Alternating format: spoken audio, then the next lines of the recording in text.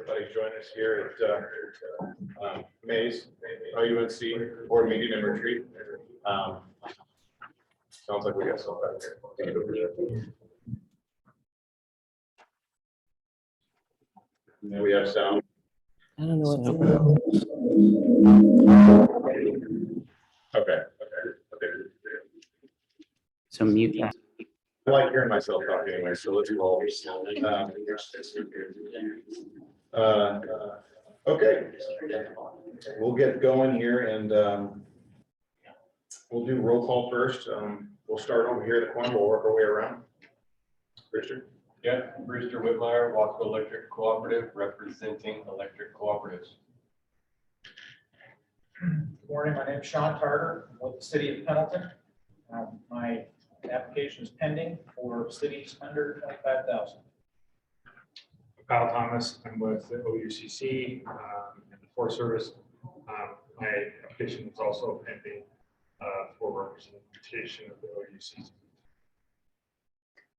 Hello, City of Portland, Department of Transportation. My application is pending as well for cities over 25. Connor Tony, representing excavators. Scott Gallegos, Local Concepts. Alba Loveland for Clackamas County, representing counties. Andy Crocker, application pending with the Rockland Water. He represents. Micah Brown, and I represent Contract Locating. Delaney Lewis, representing regulated utility. I forget electric utility. Yeah, Oh, there we go. Electric, that's the keyword. Electric. Jessica Ebley, representing telecommunications carriers with 150,000 master plan. Paul Schmidt, representing contractor. Jamie Lemke, Northwest Natural, my application is pending for natural gas distribution. Kevin Hennessy, or Public Utility Commission. My application as well is pending. We'll get Representative Kilo. Josh Thomas, Executive Director at OUNC. Yoki, assistant coordinator. And now, again, my God, the people that are joining us virtually, Johnny Sapp. Hi, Johnny Sapp, representing ODOT. Sorry I can't be there. Looks like you have a great turnout. Meg Moore.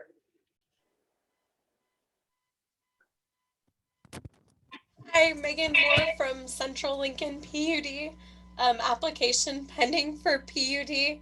Sorry I can't be there. I wish I was, but didn't want to share my cold. Is there anybody else that I would spot out? Yeah, we have quite a few that are pending, and this is, for the first time for me, it's we've got a full board here, and we're about to have a full board, and that's unheard of. So kudos to Josh and everybody and Kitty that's put forth effort into getting that to take place and happen for us. So if we need the railroads, we're gonna be good, but we'll still fight that way. Okay, so we did have the the guest visitors sheet that went around. Hopefully everybody got a chance to sign that up here, guys. Please do. We'll move into the safety moment. Jamie? So if you want to just go to the first slide. So basically what I'm going to talk about is how we're all contributing to the success of the notification system. And if we're missing any elements, the detrimental effect that can have on the faith in the system and everybody's experience using the one-call system. So of course we have our key stakeholders, the utility owners and operators. Central, we have our accurate maps. We provide an enhanced positive response, looking into making electronic light laning available. Things like that really help contribute to the experience that people will have when requesting a locate. And then the other stakeholder, the main stakeholders of locators, being on time, accurate marks. We all know how that contributes to the success of the system. And then for the excavators, their stakeholder portion would be making those locate requests, following the DIG laws and proceeding with excavation, in a safe manner. So one thing that was commented on the next slide, at CGA was how the excavator is actually the only stakeholder that can do everything right in that process and still end up causing a damage. And you can imagine that frustration that that would cause. You know, they called for locates, they waited for the locates to be down, they notified any missing utilities, they respected those marks by digging safely, potholing, and then they end up still damaging something. Maybe there was a sewer line that was unlocatable, or an abandoned facility that they identified and thought was the life facility. Things like that can happen. And just that level of frustration, I'm sure that that can cause with an excavator, can really result in kind of a disengagement or lack of faith in the system. On the last slide. I think it really just points out the potential that if they do lose faith, if the excavators or the homeowners, you know, the people that are calling in for the locate request, if they're having a negative experience, that could cause disengagement, and it could cause a lack of concern for the big loss. What does it even matter? Things like that. So I really just, the safety moment's about highlighting the importance of, as the utility owner operator, our accountability, you know, the locating companies, contractors, their accountability. I think all of us in this room know to maintain that accountability, but there are elements that we can always continue to improve: accurate mapping, making sure our polygons cover the right areas, so that we are getting notified on locate requests. And just maintaining that, the collaboration between the three main stakeholders and developing those relationships, I think, are really major keys to the efforts that we're putting in the system to work.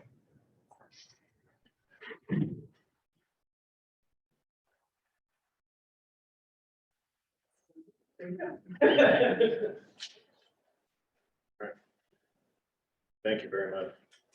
No, I think that our incorporation of the safety moment is an excellent addition to our agenda.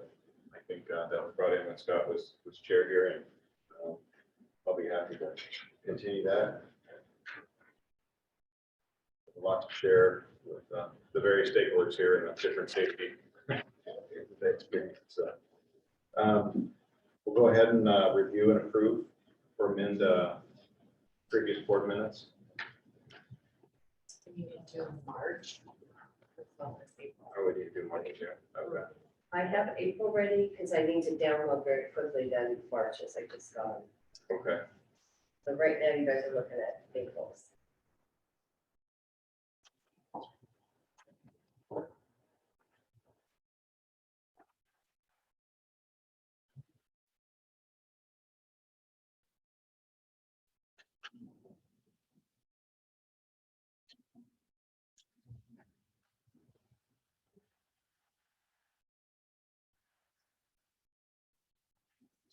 There's an error in the word tariff.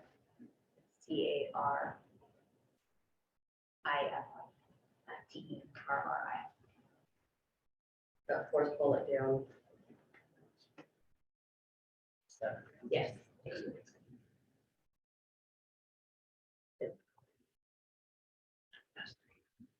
And then the second bullet updated on NXT rollout. Where was the tariff change? Got 1, 2, 3, 4, I 5, think 7 bullet. Okay. And we should use ITMS, not that. Yeah.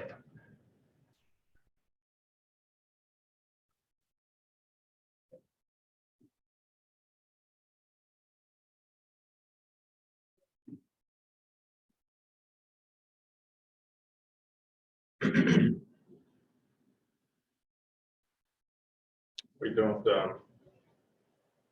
see any more grammatical or subject errors. I'll accept the motion to accept April's minutes As edited. as edited. I have a, before you. Oh, yeah. So I was looking at the budget, there was a lot of comments when we talk about budget rates increase. I don't see them here. We're talking about how we increased last time and what we did. I think this is just basic. On the minutes, we tend to take just the basic, but there was a lot of discussion about it. that I don't see in that minute. Can we get to that part there and then let's see what we need to have in there. If we can get it open again, I saw some remarks about that as she was scrolling through. Sorry, guys, for some reason, my computer is weird when I'm on Zoom. It's really hard for me to download stuff quickly. So not back to We'll blame it on Wildwood. March minutes, April minutes. So then the budget. Yeah, there was this one, rate increase.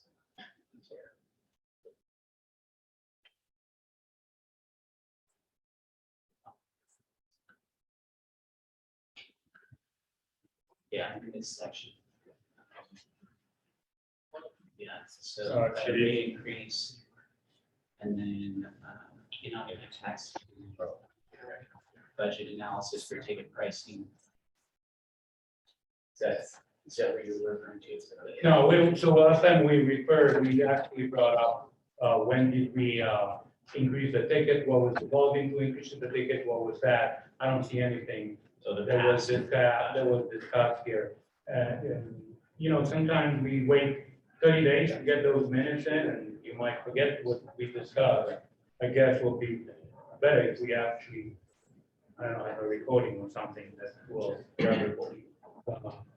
Minutes are typically a very high level collection of what happened during the meeting to include any pertinent motions that happened or pertinent specific things that happened. Otherwise, a lot of times it'll just say discussion follows. If there's not something that comes from it, like this isn't a place to relate to the discussion. Right, but when somebody's looking at the minutes and you miss something like that, they'll say, oh, they never talked about it or something like that. I understand for you, it's just basic ideas what was discussing. But when somebody else is looking into, not from this board and trying to understand how we get there, he will need to look at the recording because he's not gonna get all the information that was discussed in the meeting. And I can understand, you cannot achieve everything in one piece of paper. Everything was discussed within 4 hours or 5 or 6. But we should definitely have a copy of recording or something like that in hand for somebody who wants to review this. It's just my point. So what are we thinking that you want to see in there, Mitch? Directly. So there's sometimes we just, like we discussed now, right? Nothing that we discuss now is going to be in the minute. Okay. Nothing that we right now discussing is going to be mixed. Okay. Right. So if I want to go back and see when we increased the price of 120 years ago, right now I have to be based straight on the minutes. And there was some discussion, correct? Our resolutions. So we have a list of our resolutions, so we. That's just my opinion, that I think we might miss something. If we don't have this recorded for somebody to go back and actually, if they want to, they can listen. We have, What was discussed. are we recording now? It's recording. Yeah, right? okay, we are. It's recording right now. Okay, is this available? Yeah, it'll be in our cloud and Katie should be able to share that. Okay. That's all. Is there something that you wanted in there though, specifically? So every time when we do this minute, we go, it's just a brief description, what we discussed, Yeah, I know, stuff like that. If there's not But if anything. you want to go do, no, it's not specific, but if you want to go do deep, you should go. Yeah, listen to it. I just wanted to make sure that Yeah. if no, there's something you it's wanted fine. in there, we could get it in. I just want to point it out. that, Yeah. There's a lot of discussion that we do, and they're not getting into the minute. All right, Thank you. so do we have a hand up? Kevin, I'm sorry, Warren. So they are recorded. Are they posted on the public website or are they just for board member access? Intended for internal use, but available if there's a public records request. The meetings are open to the public, so if someone wanted to join right now, they can sit in on this meeting. So that's the opportunity, and if they wanted to file a request for recording, they could. It's not. And that's something that we've mentioned before, so we may be able to add that to the agenda later on or move it to next month and have it actually on the agenda to discuss and find out, what solutions we have and what we're willing to do as far as where we're going to post it, this and that. It's a long time coming. We have the capability, we are recording it, so let's make it available.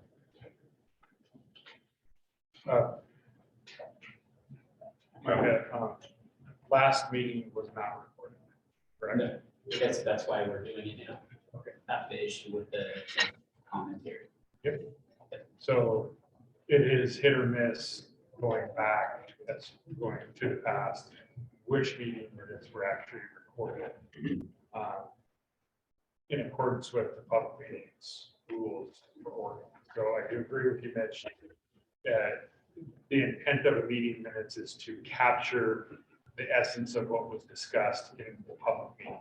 Right. So I disagree with Scott that at a high level, it is actually has to be enough detail to determine what exactly was said and how a decision was made. And so that's really well spelled out in the public meetings manual for the Attorney General for reporting.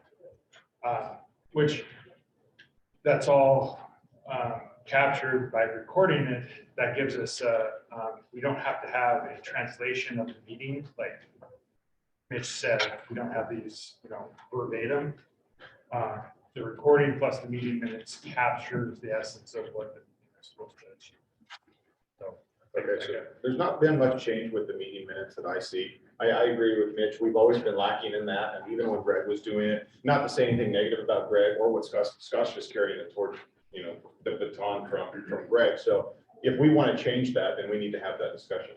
We need to have that discussion when we talk about posting, publicly and have that available to the public without a record report. So let's get it on the agenda and let's discuss it next one.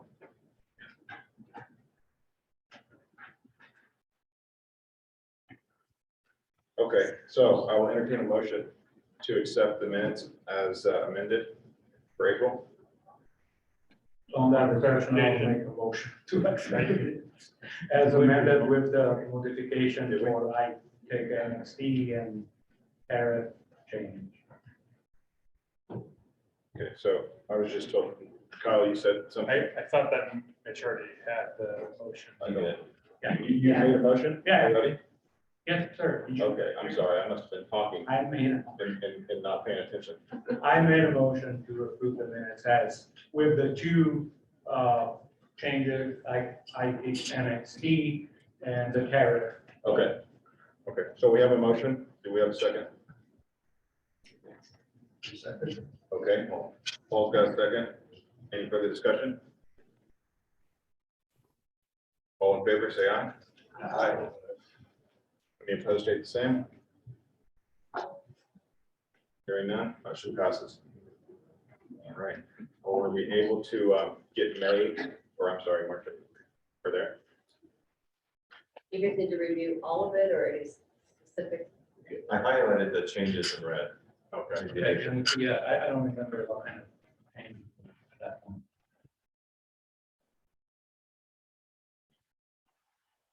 Maybe I'm not sure you're sharing it on the Zoom.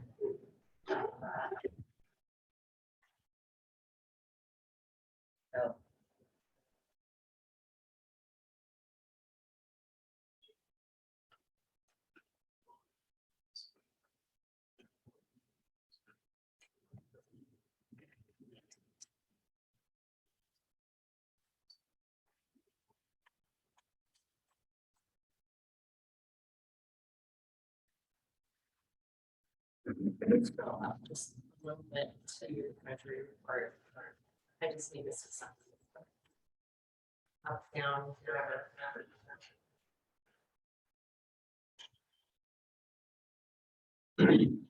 I'm sorry, you want the treasurer's report? Yeah, I just want to look to see what we did here.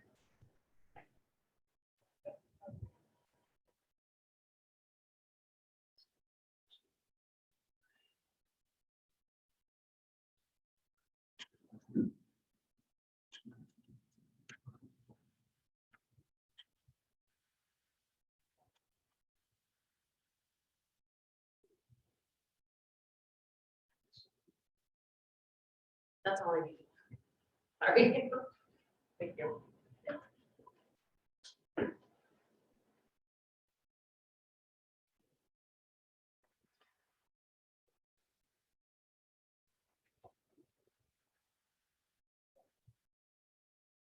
Okay, so unfortunately, I wasn't able to be here at the first part of the meeting when we had this discussion last month. Does that look correct? Is that what we're wanting to reflect? Come. Yes. Okay, thank you, Scott, for getting that done. And there isn't any other changes, I'll accept the motion.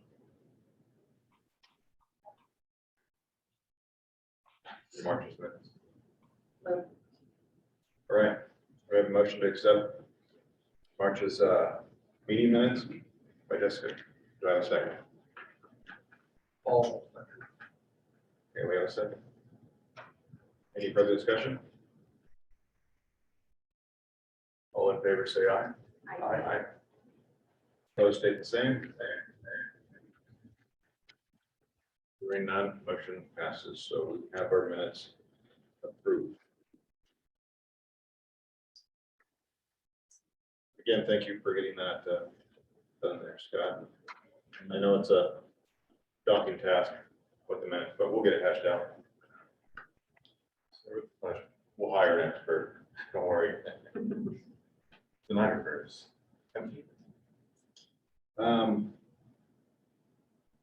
Did we have any open testimony that I was unaware? Okay, so we don't. All right. We'll move on past the open testimony. Nothing was submitted. We'll move into the OUNC Building and Aging. Scott.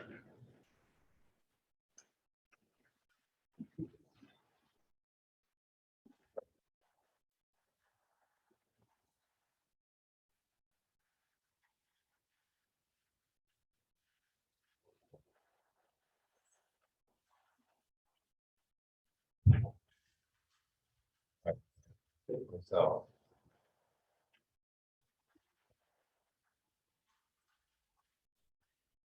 All right, so April 2022 highlights.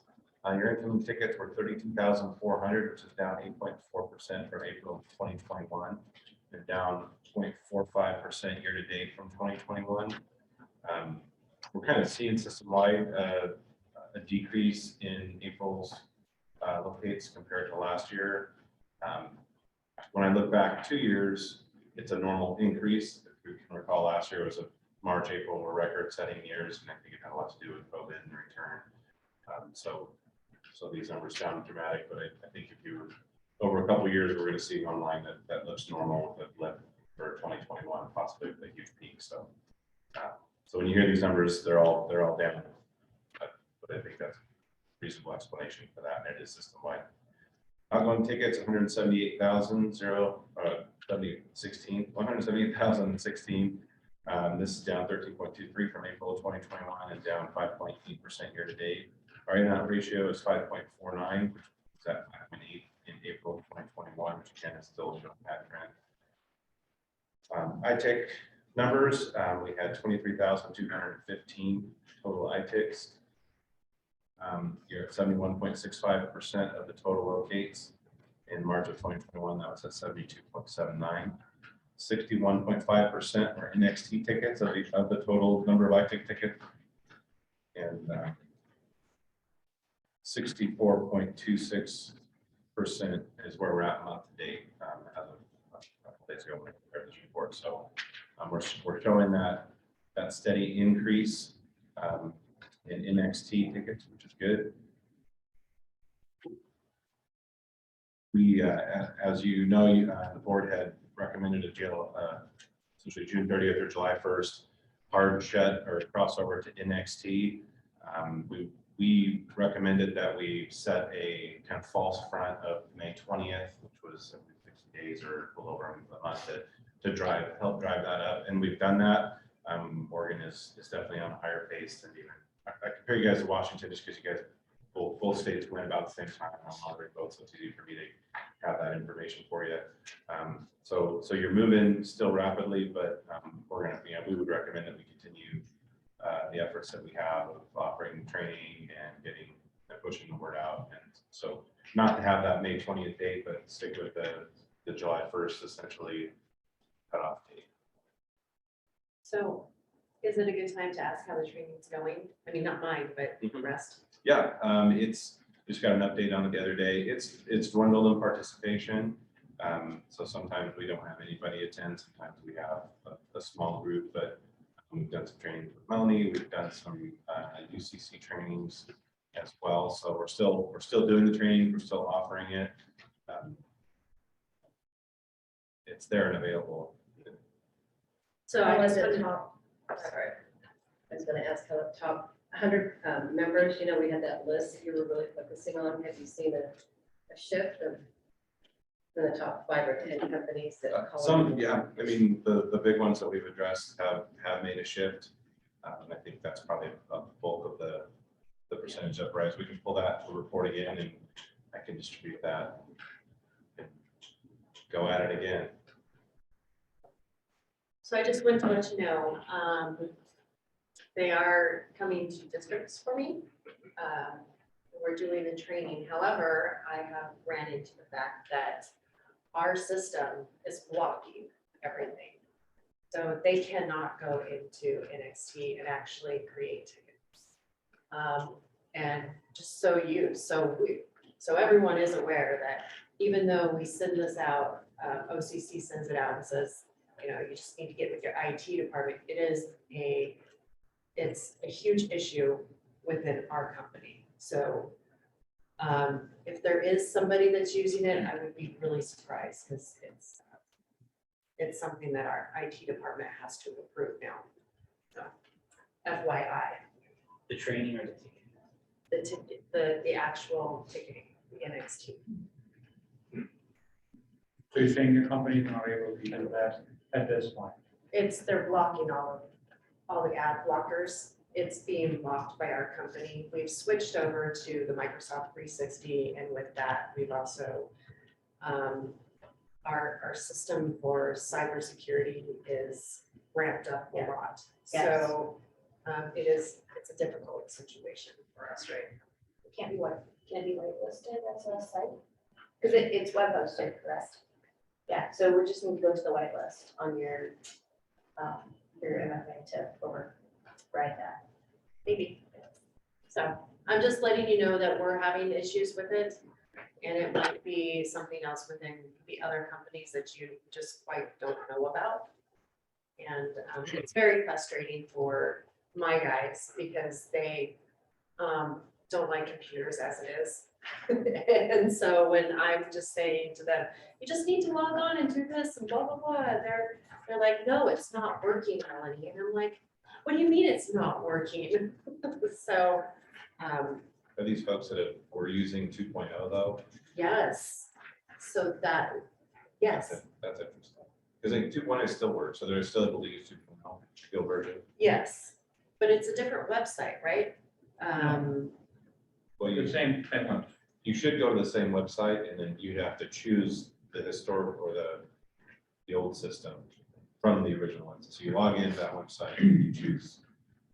So at this point, if you want to use 2.0, you have to choose 2.0. If you go on the website and you click on the ticket, once you log in, it goes to NXT, to the new generation.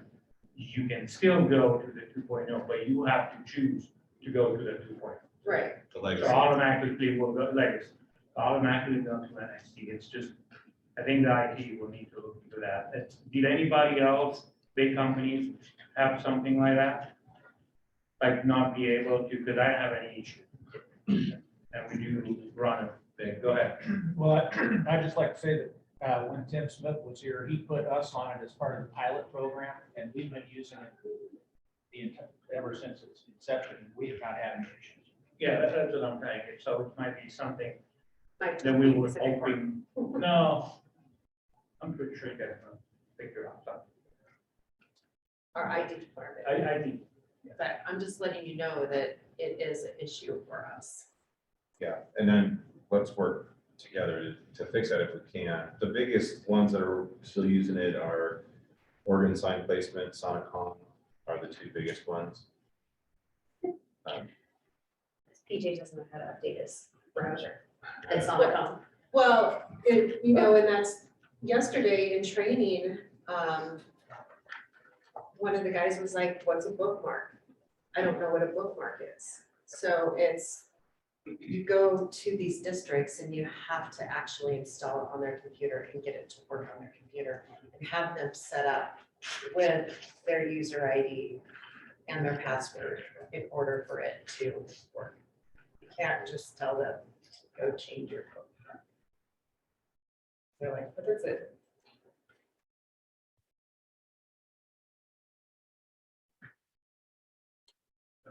Our industry is gonna be tough to do that. So their firewall, issues. I mean, if it's an MFA issue with Microsoft 365, that's something they have to change on their end, but you can whitelist it within your company.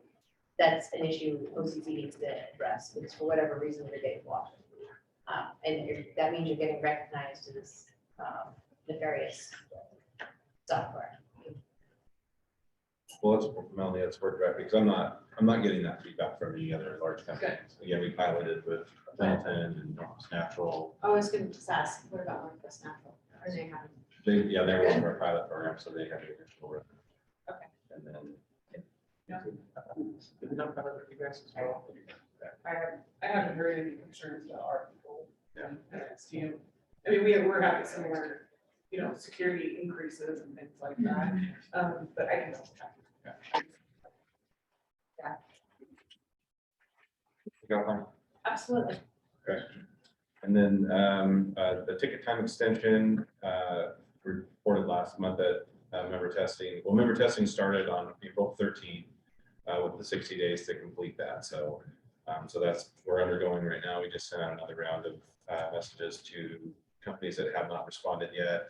The only update is that the header code, other than that, should be ready to go, and that 60 days is up. So, Okay. How are we doing on separating our directions? It's in process. I remember how frustrating it was to sit in your seat, listen to Greg say it's in process. Now I know more about it, but it is something we address, we talk about every week. And that is something they're looking at for all of the states as a value add. So not that would slow it down, but it's going some movements. And that's what I have. So it's nice to know that we're gonna spirit something catching up. So It's I won't air any dirty laundry right now, but it's an interesting feat to change from that one to this one. And so, there's no dirty laundry. all right. Anything else, Scott? That's all I have. Okay. Well, we've been at the treasury report then.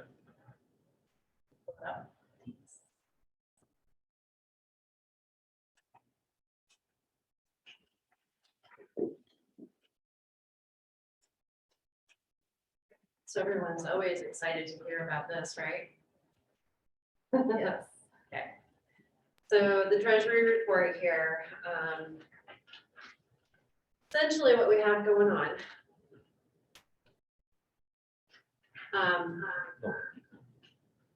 Melanie, Yes, before you take a step forward, can I just- we handed these out, and they were the kind of billing and aging report. So you do get these. I haven't sent you this month's or last month's yet, but we send these out every month. This one is just showing the 90-day past dues, and you can see exactly each one of the groups that do that. And then if you turn to the last page, the bottom, right is the total amount that's past due by over 90 days. A lot of this is service charges. I know that, we're working towards the policy and procedures on the best way to do that. A lot of them are older, some are late charges that are paid. A lot of times there are choices that the board will choose to write off, which we can do by your direction. I don't know if it's something you want me to kind of take offline, maybe with Josh and you. He actually has some updates to that we're gonna talk about today. Okay. That should make it really clear. Okay. Great, yeah, and that way Sorry, good. Can I ask any of you questions? So I see in this report that there's City of Portland maintenance, which has like a balance of a penny, but then there's a larger body of work under City of Portland transportation. The City of Portland maintenance is on page 2.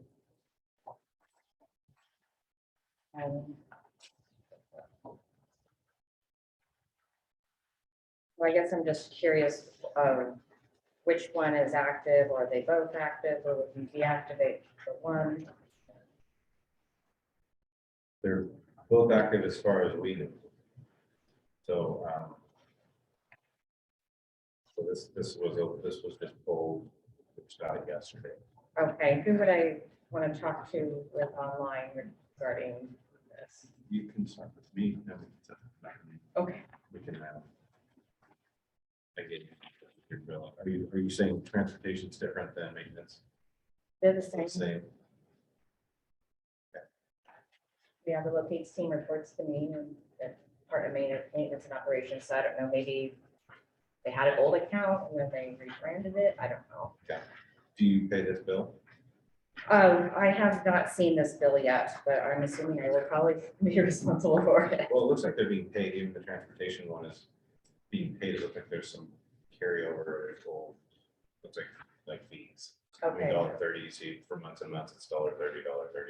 So those are, that's what that kind of is, so. So, okay, with that, if you're not receiving some of those old bills, are we sending out Oh, yeah, invoices I mean, for City of Portland, 7 definitely. cents? They would definitely have had more than $400 charges for the last 9 months. It's just they carried over balance not being paid. So somebody's received the bill, just Sure, and to be fair, I am new in my position since January. Well, I've been with Portland for 8 years, but new to this whole, so, okay, I'll just get with you offline and figure out what's going on. Thank you. And you'll be able to obviously take care of it yourself. Once we get through. Or, if that leaves me with some direction. yeah, I think it will. I mean, whatever we need to address, we can get done. Next month's report. Thank you, Sergeant. Back to treasurer. Back to treasurer's report. Okay, so reporting on March. Okay, March, the month of March, we had income coming in as 219. I'm just gonna say 219. We all know what 219 is. Okay, cool. Yeah. you go. Yes, okay, okay. We want to thank you. Do you? All right, so we had an income of 219 with an expense of 233. With those expenses, it came into, let's see, the OCC account, dormers, website design. We also paid for Carvertise, our St. Paul Rodeo, Dozer Days, the Pipeline Association, and our online trading, as well as our administrative fees and payroll expenses. So that leaves us in the negative of $14,000. From year to date, it is a negative $119,000. However, we are still on track on the budget for this year. But that also ties into the importance of when we come to the Budget and Audit Committee. That is also a tariff committee now. So we'll be talking about our increases in the tariff. So just to, We were talking, we wanted to encourage. yes, just to set the sides. Okay. Currently, we are in the negative 14,000 for March and 120. Year to date, okay? That's pretty much it. Do you guys have any questions? Do you want to dive into it a little bit more? Are we good with this? It's the only month that we're negative, or every month we're doing the same thing, So in every, the last 6 months. um, What's the trend? in the okay, last so 6 months? January, so if you look at, up here, January through March we're in the negative 119, so that's a cumulative. So January, February, March. So to answer your question, yes, we have been in the negative. However, we had in January our big, we paid the UCCs. Yeah, we paid- Okay. right, yeah. So we had Get the money. the big lump sums taken out in January. But we are on track to have an even budget. So I think we'll, maybe $5,000, I think we'll be ahead at the end of January if tickets and incoming and outgoing tickets are in line with what we budgeted. And that's without a tariff increase. And that's without the tariff increase. Correct. So as long as we have company excavated in Portland area and not outside the Portland area, we should be fine. Because this pretty much just comes with a ticket. Once you go outside Portland area, you have only 2 tickets on your ticket, two utilities on your ticket. Right. Instead of 5 or 6, so you're actually losing money instead of gaining money. We want them digging in downtown Portland. Yes, we do. Yeah, no, we have a building over there. It's remodeling right now, we want to live it like that. Melanie, Yes.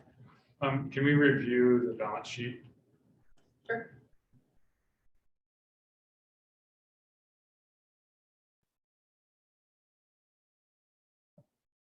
Do you want to bring it up, Kitty? Sorry.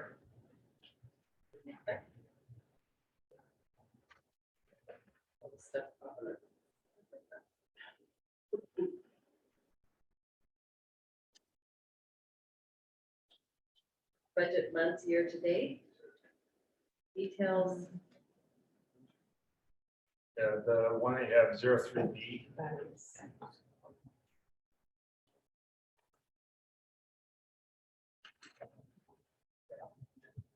It's working. Okay. All right, excellent. If you could scroll down to the bottom. So Melanie, one thing I want to point out is 090 retained earnings. Is that our reserve fund? Or is that a carryover? Oh, the routine fees. So that is, Oh, oh, sure. can you share your like writing? screen? Could You're you- not sharing it, so sorry.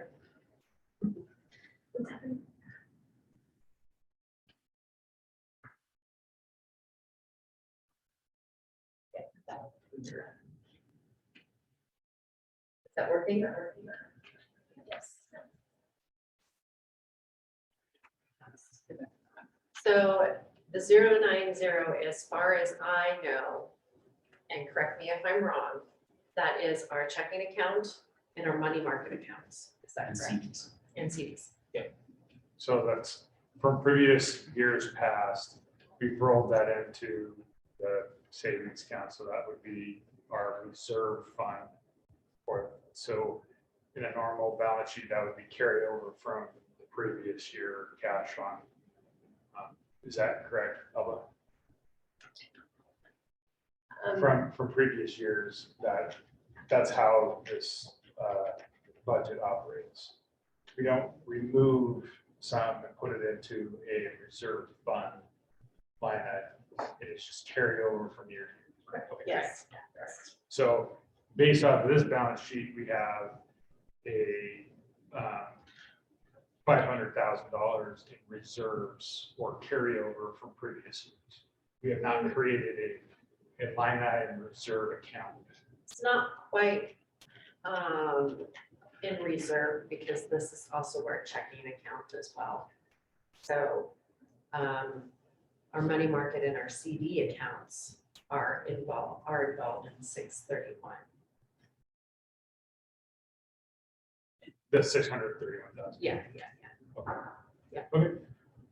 That way, So so we're trying to, with the PMP manual, we are updating that. So we're trying to, the reserves 3 months, is that correct? Yeah, up until now, it's been $250,000 was the minimum.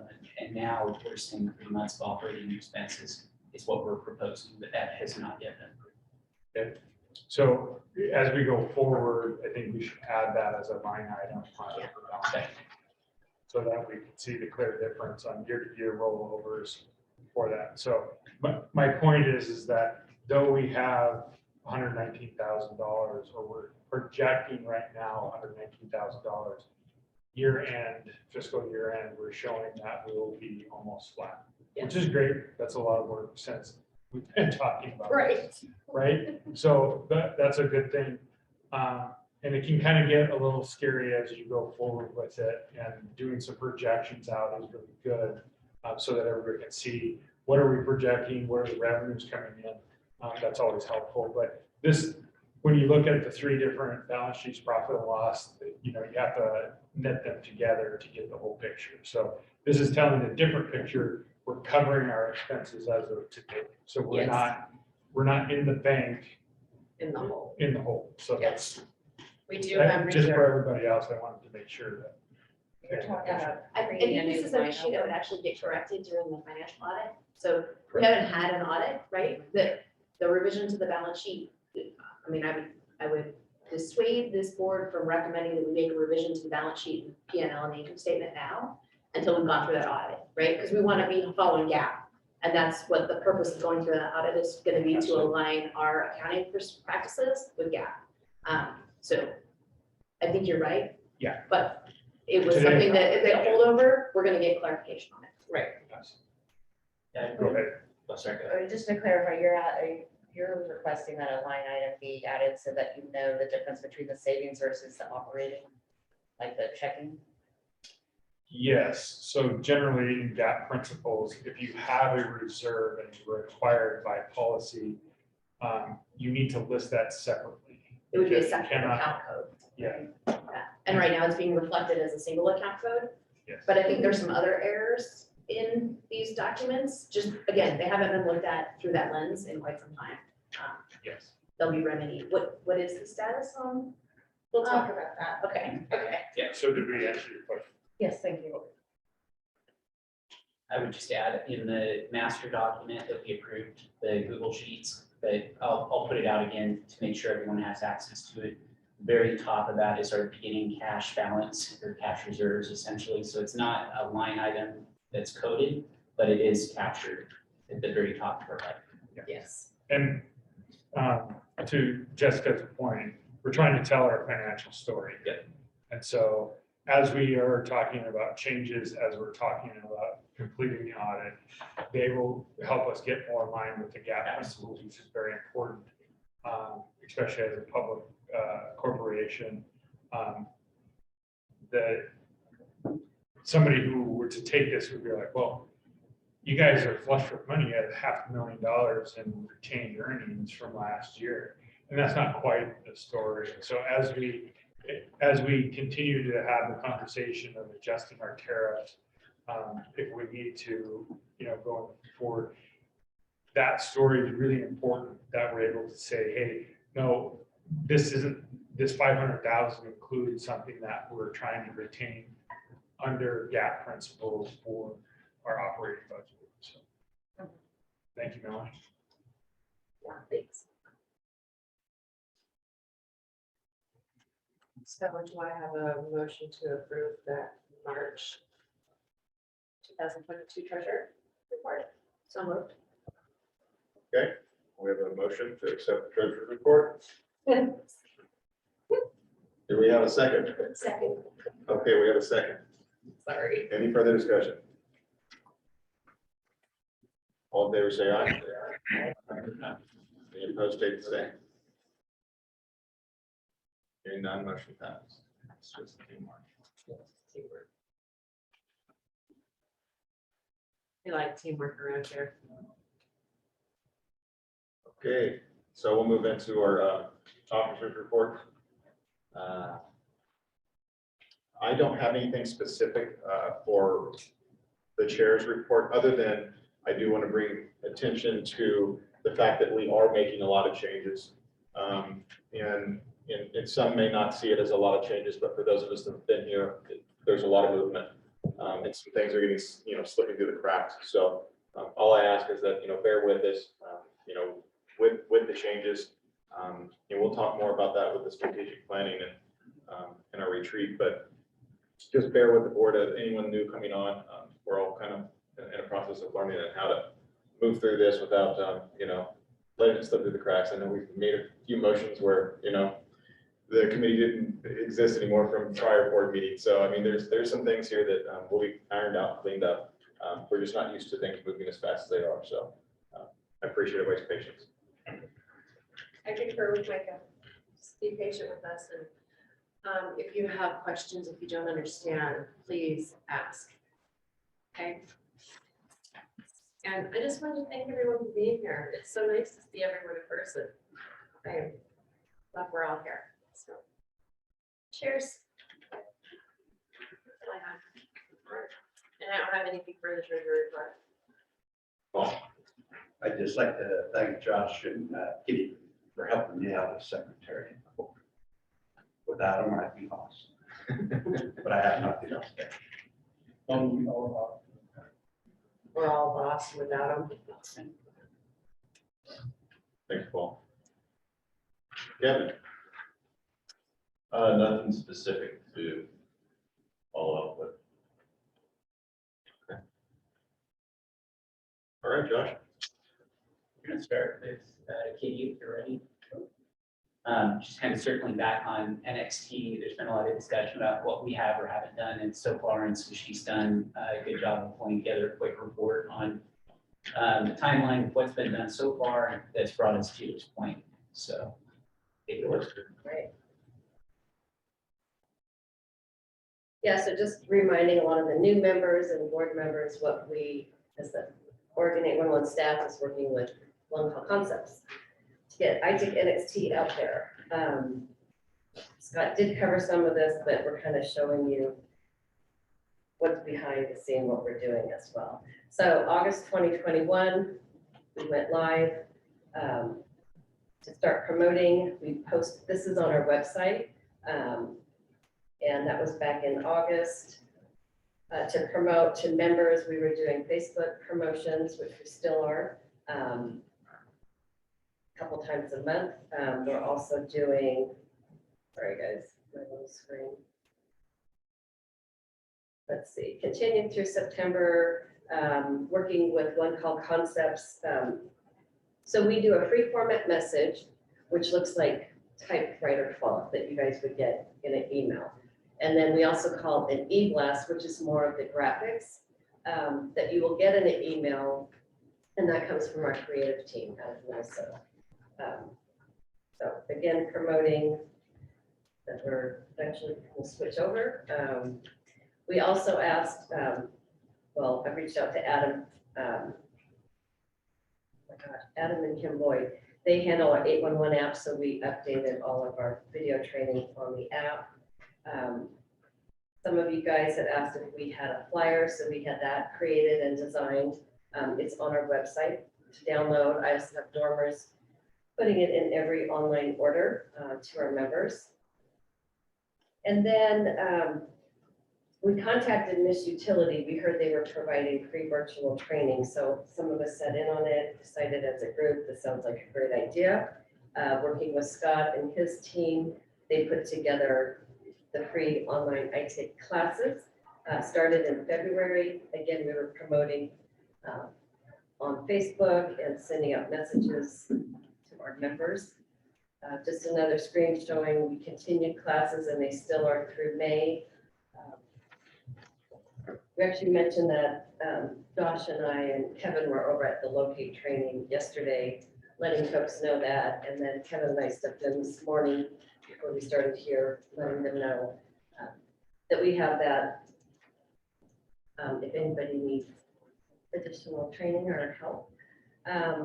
The countdown, we as a group, oh, I missed one screen. We thought this was kind of fun. We put the countdown clock on our website.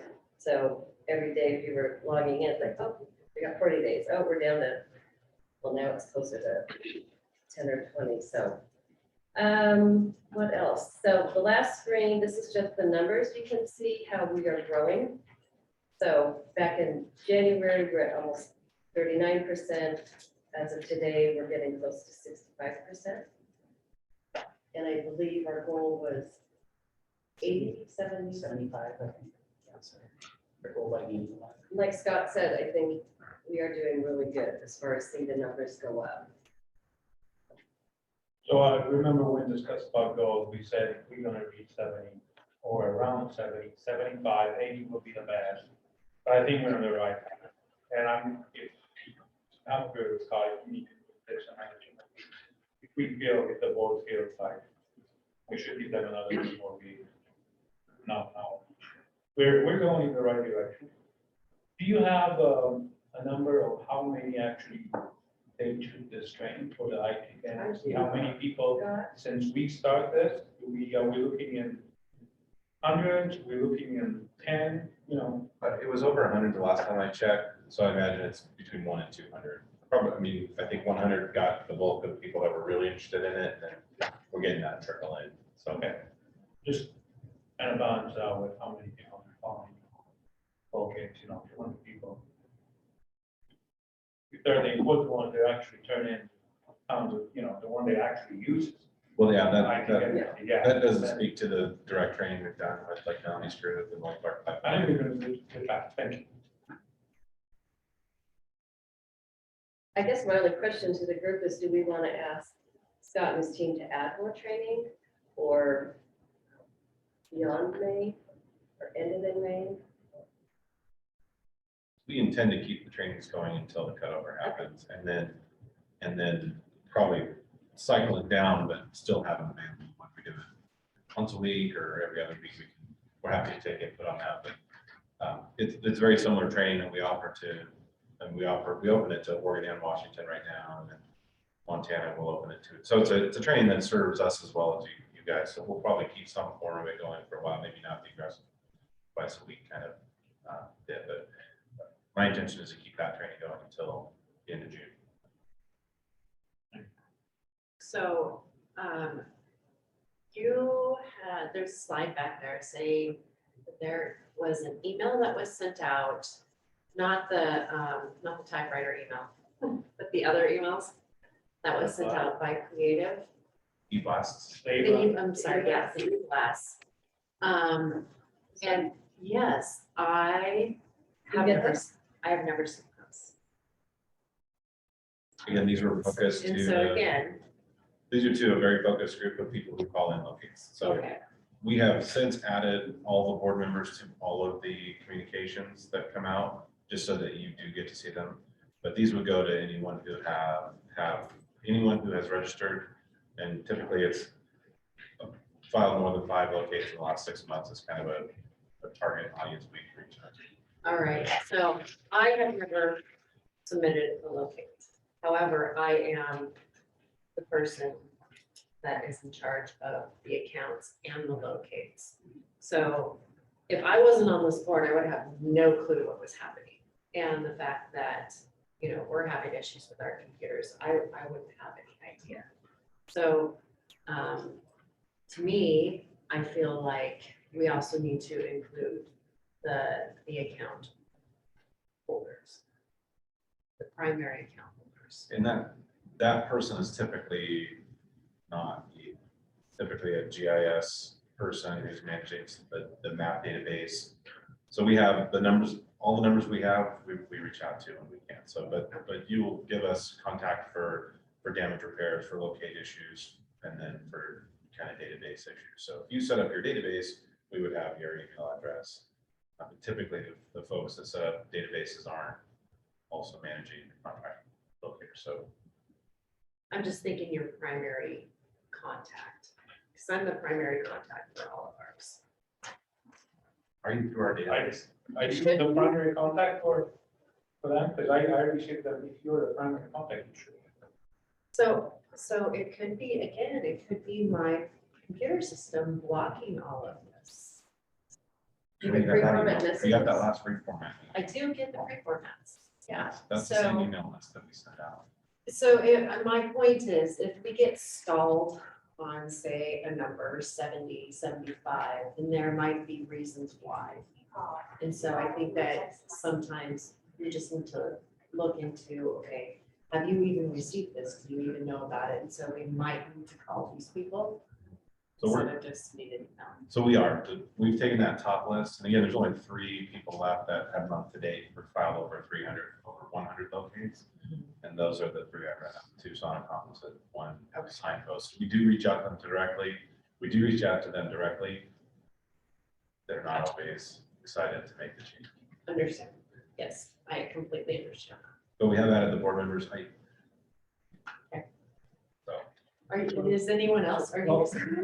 Melanie, are you guys not seeing the stuff come through like with the one call concepts notifications that come out with locates? Because we get them, I want to say probably at least once a month, something comes through saying if you haven't already signed up for this stuff, it's coming, it needs to happen. Okay. It comes through with the locates through the one call message. You're not getting those. And then kind of looking like that typewriter text. That you're talking Yeah. about earlier. Did you get the last week? So Melanie, here's the one you got, was mine was specific to, because you haven't responded to the. You mean is your my, group, my locate contractors haven't responded to me? So I'll make sure that it's done, just because you should be getting all. Did you get meeting notice? I get meeting notices, yeah, but this is not, nothing like this is coming through. Yeah. Right, yeah. Well, this was back in September. So I have you don't sent I don't things out? remember the last time we sent an e-blast out. I'd have to check with creative Okay. and I will schedule one. How's that? Yeah. It's been a while. And then will you tell us when Yeah, you should be just seeing let it? us know When you submit I out, have that. so people can look for it. Yeah. I get reformatted. I get mine lots. Yeah. So when we do, so a reminder to Kitty and myself, when we do e-blast, we'll probably want to pull a fresh list. Because if we gave them that list back in September, and we said, okay, send this in September, send it again in January, send it again in March, they'll only have the same list. We have to provide that list to them. So that could be a good reminder to update that list. I just, like I said, if I'm not getting it, then I know other people are not getting it as well. And so if we do have that stall, then we need to figure something else out. And I'm more than happy to provide an updated list of who needs talking to, because it really does mean a lot more coming from you. It does mean, if one of you reached out to, Oh, I see how it is. well. You mean Micah? No, I mean Jamie is what I mean. If she's painted. I mean, if the gas company calls a signpost company and says, you need to start filing locates, and they are filing locates, they're just using the old version. So if there's, I don't have any team that's a home call center where we are hired by you this job. So if it comes from Power, PGE, Snapple, one of the communication companies, as encouragement, then there's just more heat to it. So. Sonicom's getting contacted today. Okay. So there should be an improvement too. If not, let me know. If you want, I have their specific email addresses that are. Oh, I didn't know how to get a hold of PJ. No problem. He's already gotten an email from me today. Oh, sorry. Perfect. Any other questions? Kevin? Does an outreach touch on the other half of this, which is the operators and ticket management services that one call concepts hasn't been able to? Or is it just related to how to file and get a notification? So, if I may, nothing's changed on that end. So NXT is just providing, it's collecting data in a different way and then pushing it out. Unless, are you talking about something more specific? I finish your thought, I'm still not following. Oh, so on the operator end, is that what you're asking? The locator operator end, they're getting, there's some formatting looks that are different, but really the difference with NXT is how a locator request is entered. It spits out the same.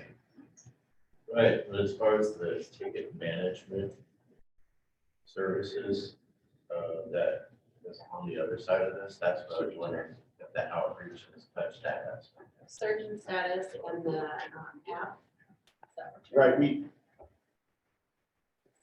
Sorry for the noise. I don't think we do, Kevin. I think this is what we're, this is what we're sending out.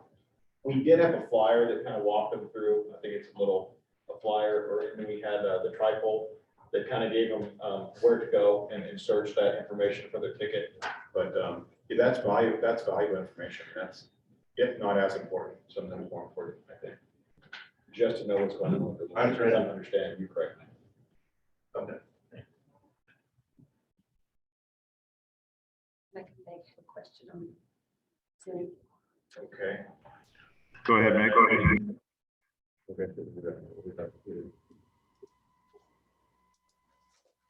I was just wondering, is this the format that was sent out, this black background with the white lettering? Yes. Because I agree. I have seen other emails, but not this format. I don't remember getting this. Yeah, you probably didn't get it unless you were filing locates back in the first half of the year. We would have. I think I'm kind of in the same boat. I'm the primary contact for ours as well. Okay, All right. that's still good information. Thank you, guys. I think part of our strategic plan and part of our discussions are going to be, centered around our training. So it'd definitely be something to bring back up and hopefully we can put something together. Go ahead. Are you finished? This is great. That's great. That's great. Yeah, thank you, Kitty. I know there have been some questions about that, so I figured that would help to lay it all out like that. So thanks for putting all that. So, okay. Josh, anything else on the staff report? Yeah. All right.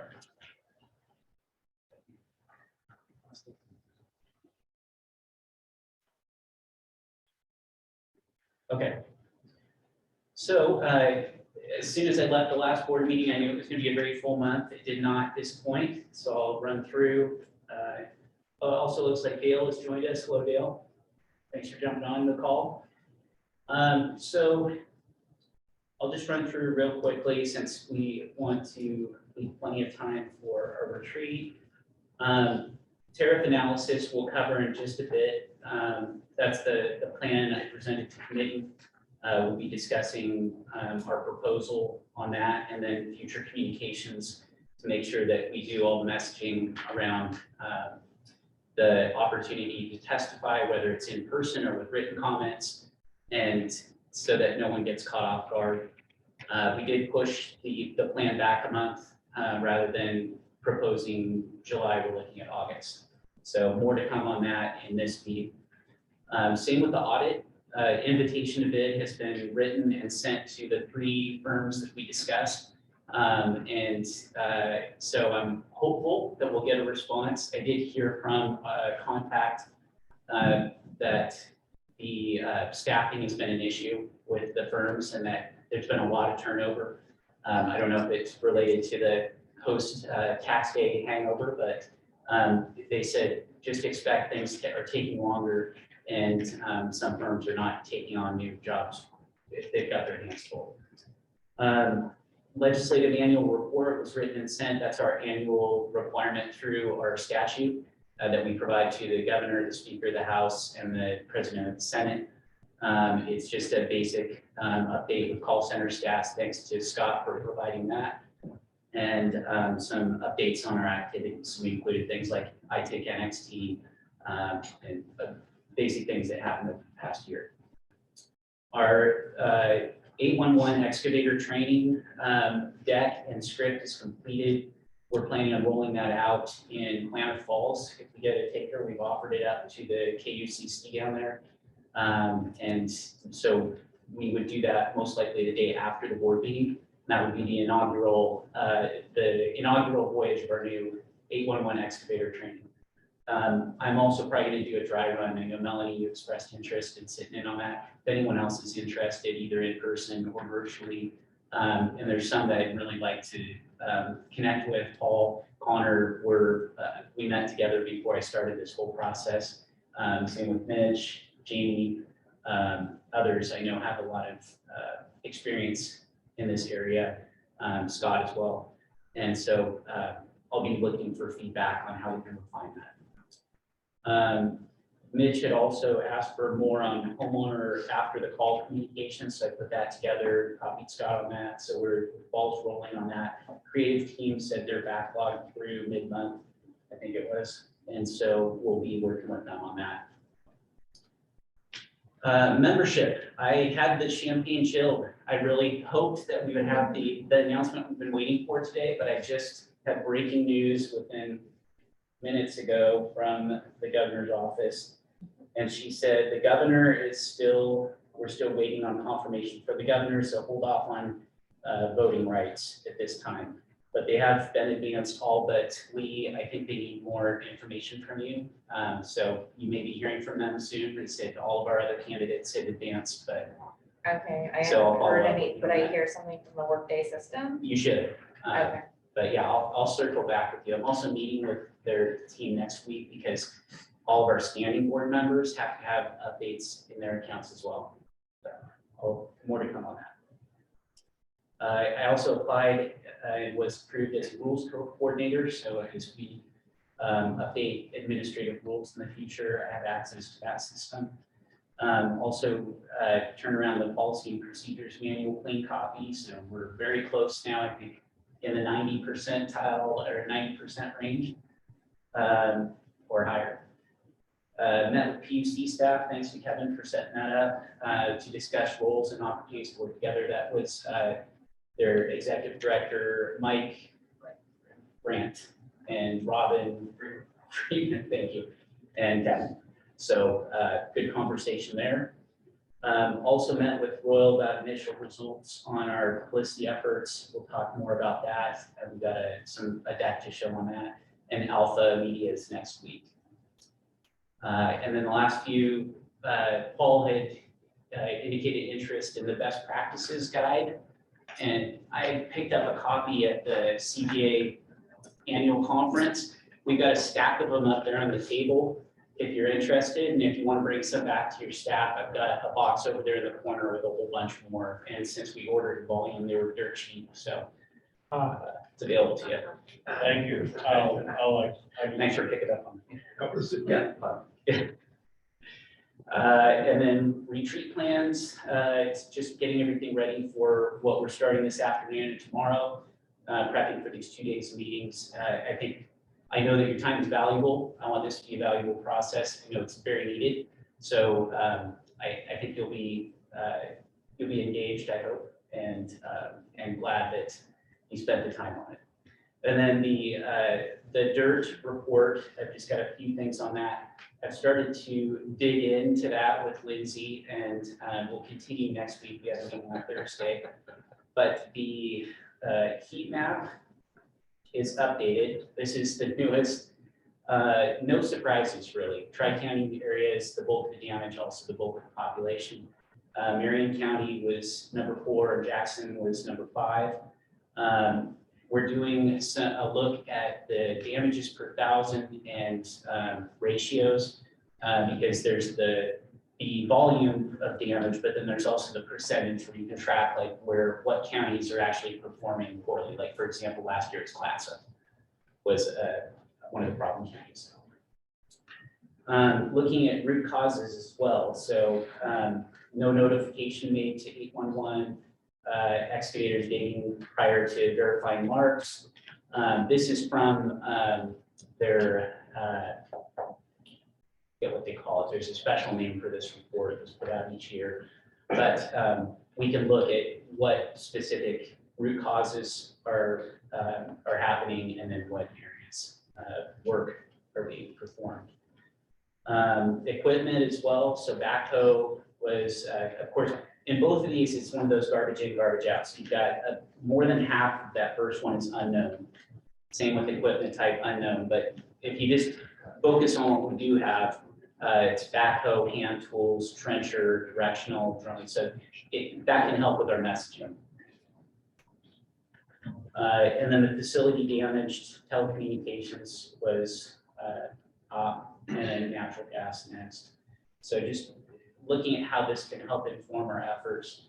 This is Oregon specific too, and one of the trends I noticed is the increase in the unknown category that went from 12% in 2018 to 31% in 2020. So that means there's damages being reported with an unknown cause root group. So, but excavation practices has decreased during that time. Invalid use of request by excavator, OQ practices, the primary factors there. I did notice compared to our national stats, our big season is longer than the national average. You can see it kind of stayed pretty constant through October. And then most of our damages, if you're interested, are happening on Wednesdays. And then it tails off at the end of the week. And then this is the damage timeline as well. So, a lot of good information that we can pull. And so I guess the question I would ask of you is, there's a world of raw data available out there and it's all flawed. But there's value we can pull from that. So the question is, what is most useful to you? So we don't spend time generating massive reports or pulling data that doesn't have a use.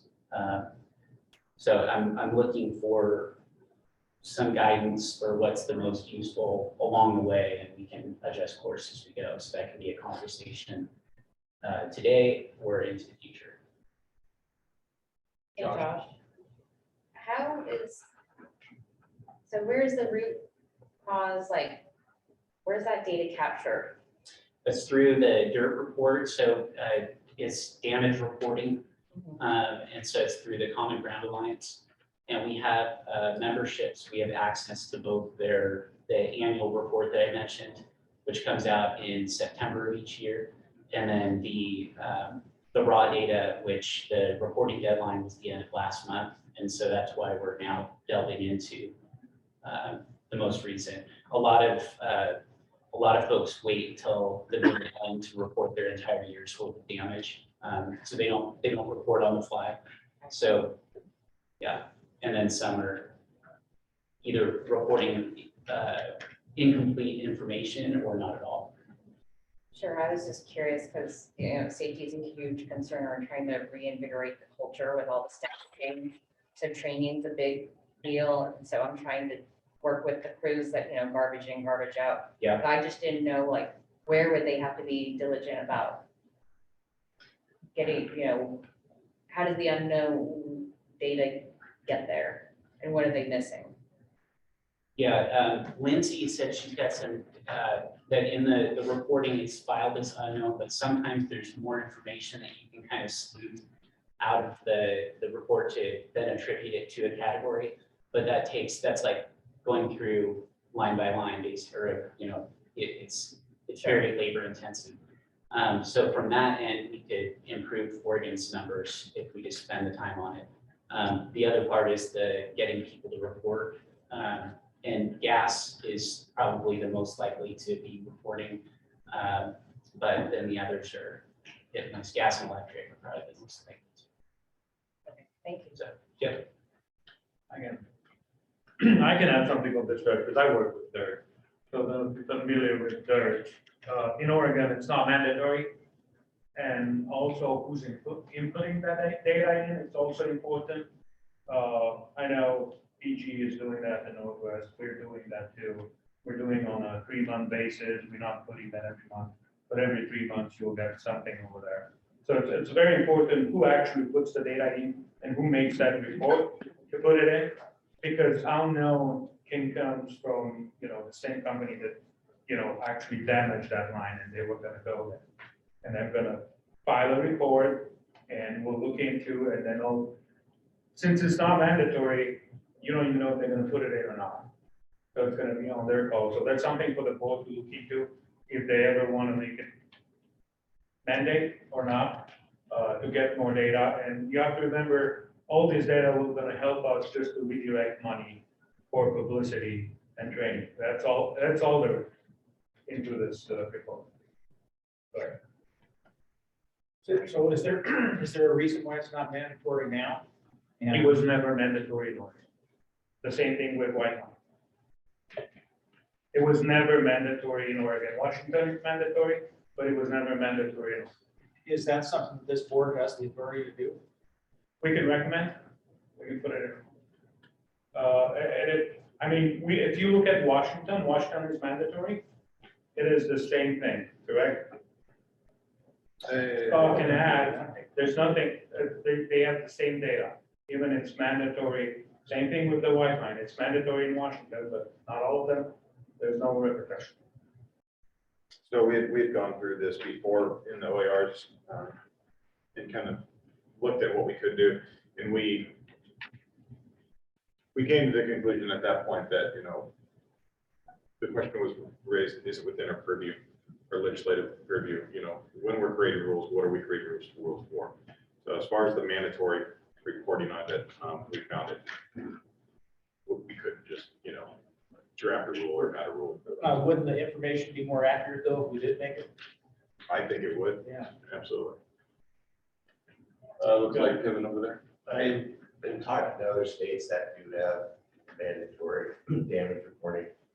That's not necessarily one-to-one gain on the accuracy. It really depends on training and background, identifying root cause. That's not an easy thing to do. There is a component to dirt data, which is they do have a data quality index behind some of these numbers. So you can take a look at garbage or the data and make some assumptions on how valuable it is.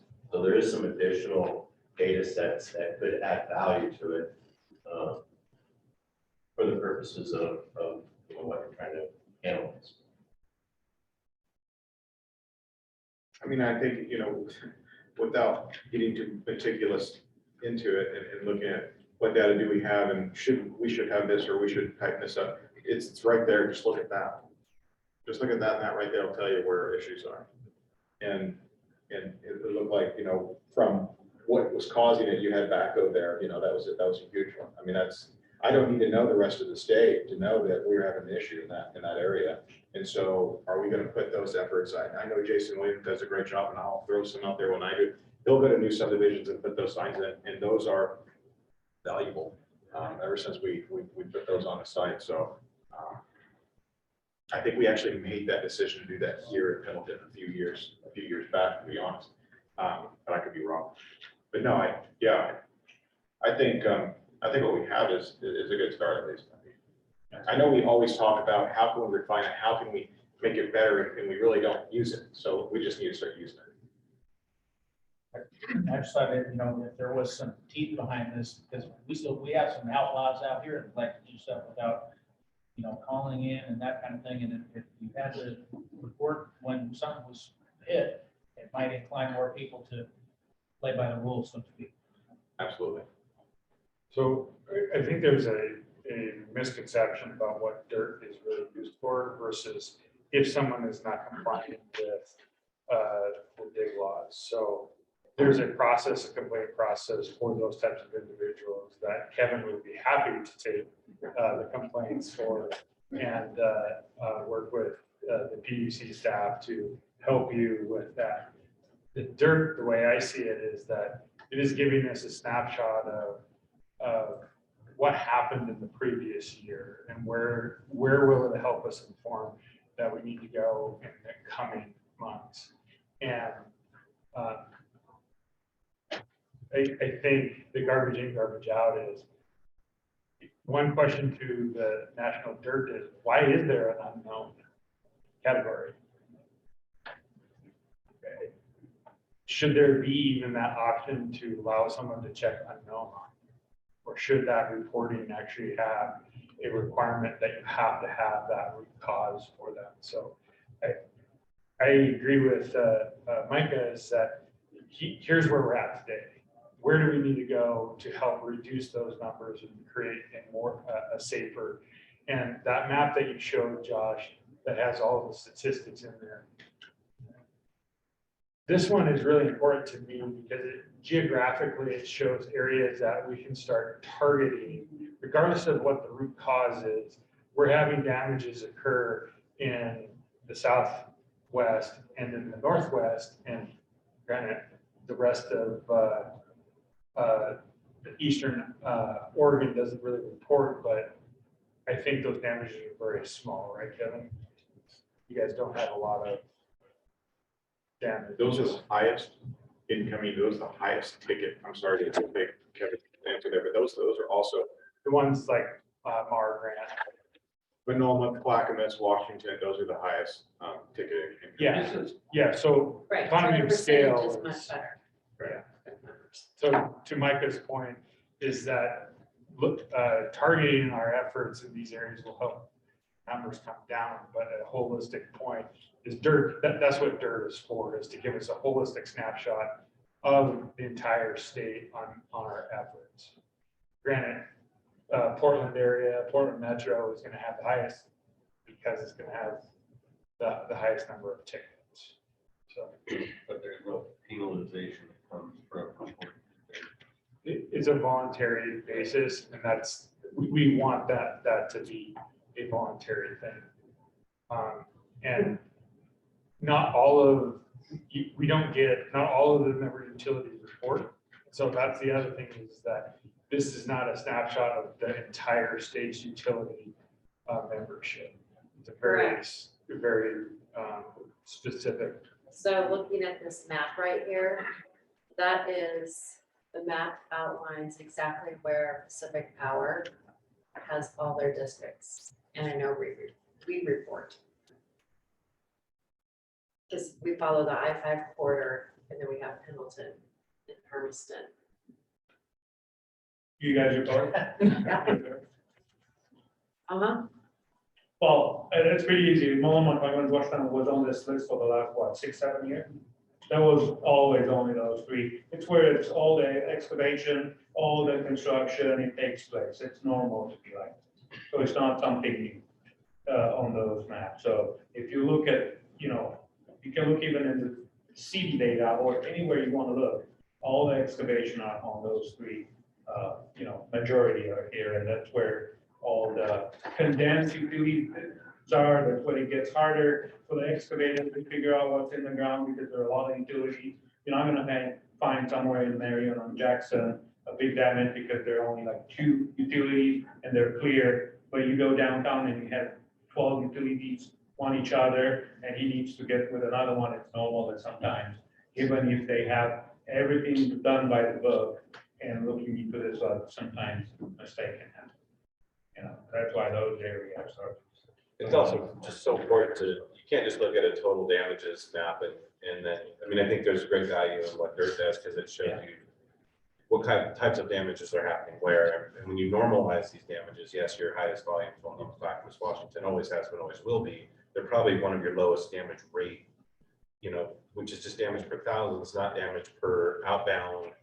I mean, Lindsay likes to look at outbound and inbound because they tell different stories, but if you just look at inbound tickets and the number of damages that happen in those 3 counties, you're going to get a much lower, a better, if you will, set of excavators in those groups, because they're more trained, they're more held, there's more accountability, there's less of that cowboy attitude. So I think when you can normalize and you can look at these different areas, I think that's where good data really can help you spearhead your efforts and not have it be so, oh, okay, we're going to go to Portland and try to bring the volume of damages down, because you can do that, and that's great.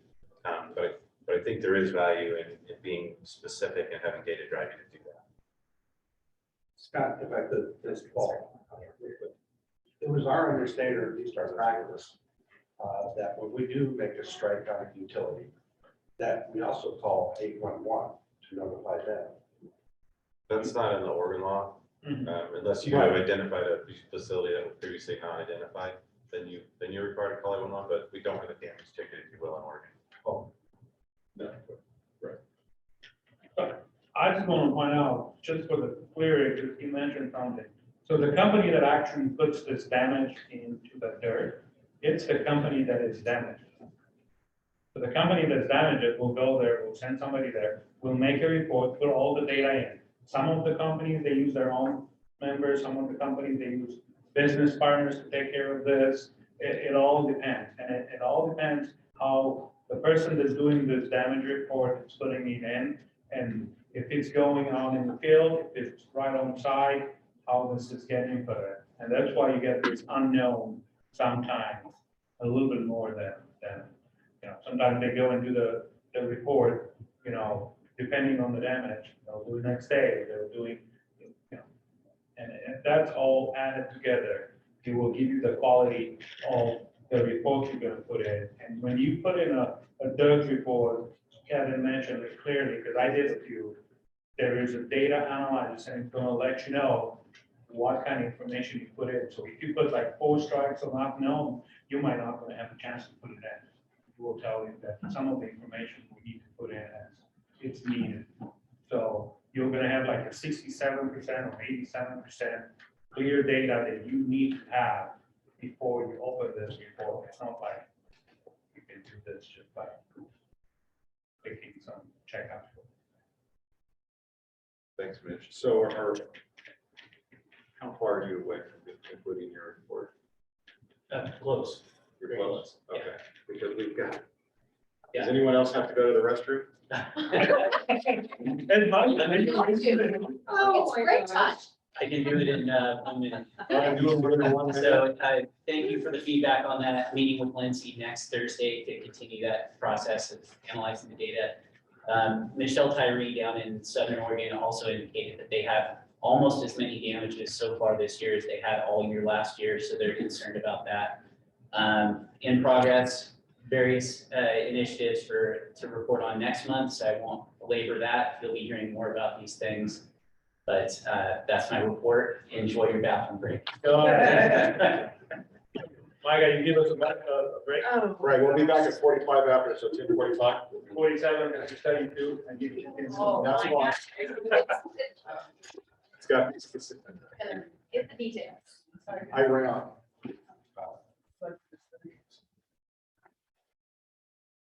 Turn off the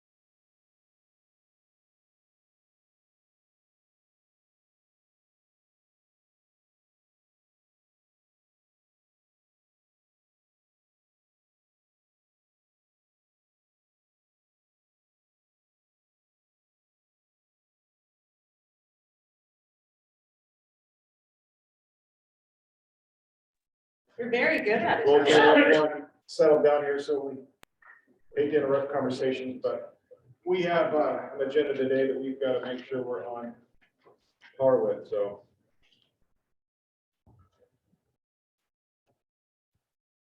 We're back into it with committee reports. Unless Josh, you have anything else to add? Okay. That's all. So budget, audit, and tariff. Yes, that's me. So in the committee, we are going over the tariff as well as the financial audit. First thing I want to address is the tariff. What we have going on here is we would like an approval for a notice to go out to all of our utilities, pretty much stating that we would like the ticket increase to go from 120 to 135. We would have open discussion. Let me see. Open discussion would be in June, so that would be next month. I'm sorry, July. July. It's Baker City we wanted to talk about. Correct. Do we want to? So we would like to get this notification sent out. And that notification is going to be through email, through invoices, through all posting access points for us. So our website, email, we're going to have Scott send out things in just the notification in their invoices. However, we can get the notification out. So if they have questions, if they want to talk about it, we will be talking about it in our July meeting. And so currently our July meeting is scheduled for Baker City. We felt that with giving this notice out and inviting them to come give open testimony and to talk about our tariff increase, we felt that it would be best received if we were in Portland. So I have two things here. An approval for the email tariff. And then also we would like to change the meeting location in July to Portland. Yeah, it was like, I mean, the biggest impacted entities are gonna be in the Portland metro area. Absolutely, absolutely. So Josh, is that the meeting notice? This is the board brief on the analysis I was ordered to do at the last meeting. Can you go through that? Sure. And so you guys can get a better understanding of the email notice that we would like to send out. So I won't go through the whole summary. We just talked about making sure that this is an open and transparent process, which is one of the reasons why we pushed it back a little bit. It seemed a little disingenuous to say we want to take testimony, then make a decision at the same meeting. So this will give us some buffer, and it's also a phased implementation, so it's not going to be an increase in one fell swoop.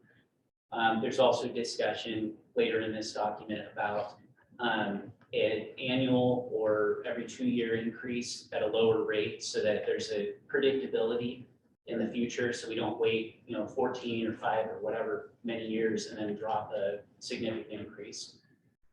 So that's another consideration. Won't go through the background except for, since Mitch, you mentioned earlier about the history. So our last increase was July 1st, 2019, increasing from $1.05 to $1.20. No changes since then. Before that, it was 2004, where we were at $1.05. There's been no schedule for escalation of the service tariff rate, as I mentioned. This is just, I think this is important to remember when we talk about like what interest, if we increase our interest through the LGIP or any revenue we get from fines, it's still less than 0.1% of our total revenue. So even if we did increase our rate of return on our investments or fines, it's still call center receipts is our revenue. Total expenses, the vast majority, no surprise, 3/4 is call center operations. And then that gives the breakdown of where we're spending our money. The one caveat is that this was based on last year's numbers, and I started in May, around this time last year, maybe just a little bit later. And so this will increase to about 9% with a full year of pay and benefits. The issue analysis, the three primary factors are declining revenue, and it's not entirely relating to the in-out ratio, but that's one of the contributing factors. Increased personnel costs and rising costs due to inflation. So I think many of you, at least those of you on committee, have seen this, but I'd be glad to answer any questions on that. The in-out ratio is 3 to 4% lower than the 5-year average last year, and we ended the year with a $70,000 loss, and that trend is continuing. So that's one of the reasons.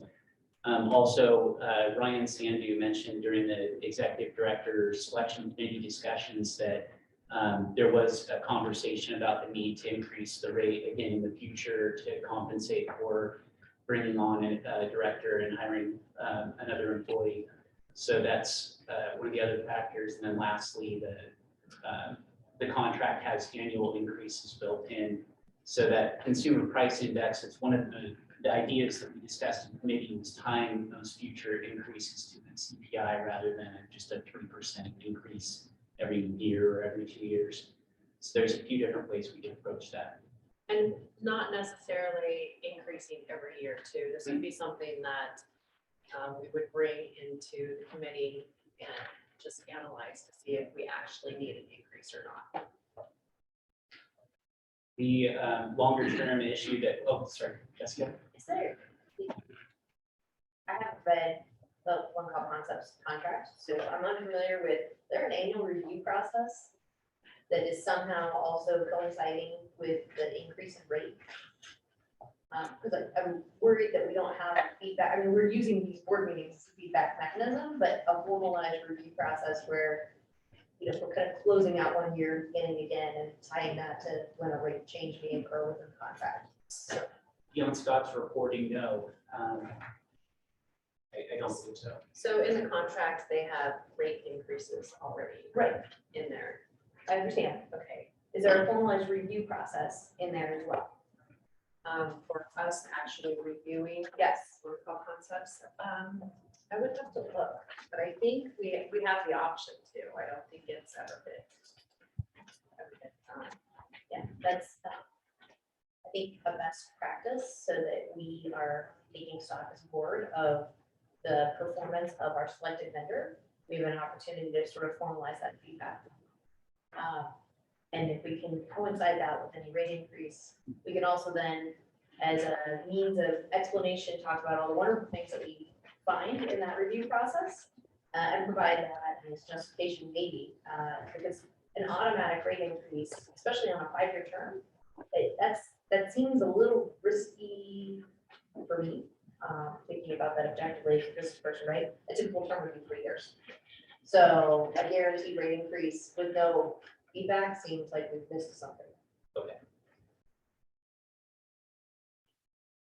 Yeah, the only thing I've seen specified was regarding auditing calls, that we're supposed to be doing that, and that was falling to contracts committee, and I've talked to Nate about that and said that wasn't happening. But as far as performance evaluations, that's built into the contract review, but that 4-year, 5-year contracts with the extension. Right, and more frequent, and particularly if we're gonna, you know, are we looking through the contract saying, are you adhering to all the elements of the contract too? And maybe we tie that into that rate increase somehow as well.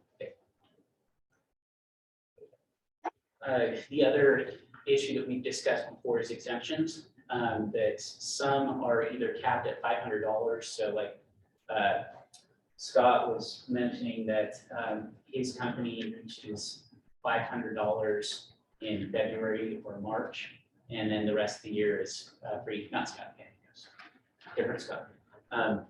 Publicity, Crosby, thank you. So that's just one of the examples. that there are exemptions that are affecting, and I think you ran some numbers on that. It was somewhere around $100,000 or $150,000 a year in potential revenue from just those exemptions. But that would require statutory or legislative change. And at the very earliest, we wouldn't see any benefits from that until 2024, I mean, realistically. So the proposal is a phased increase, 11% increase from 120 to 135 starting in August, and an increase of another 3.7% to $1.40 a ticket in January 2023.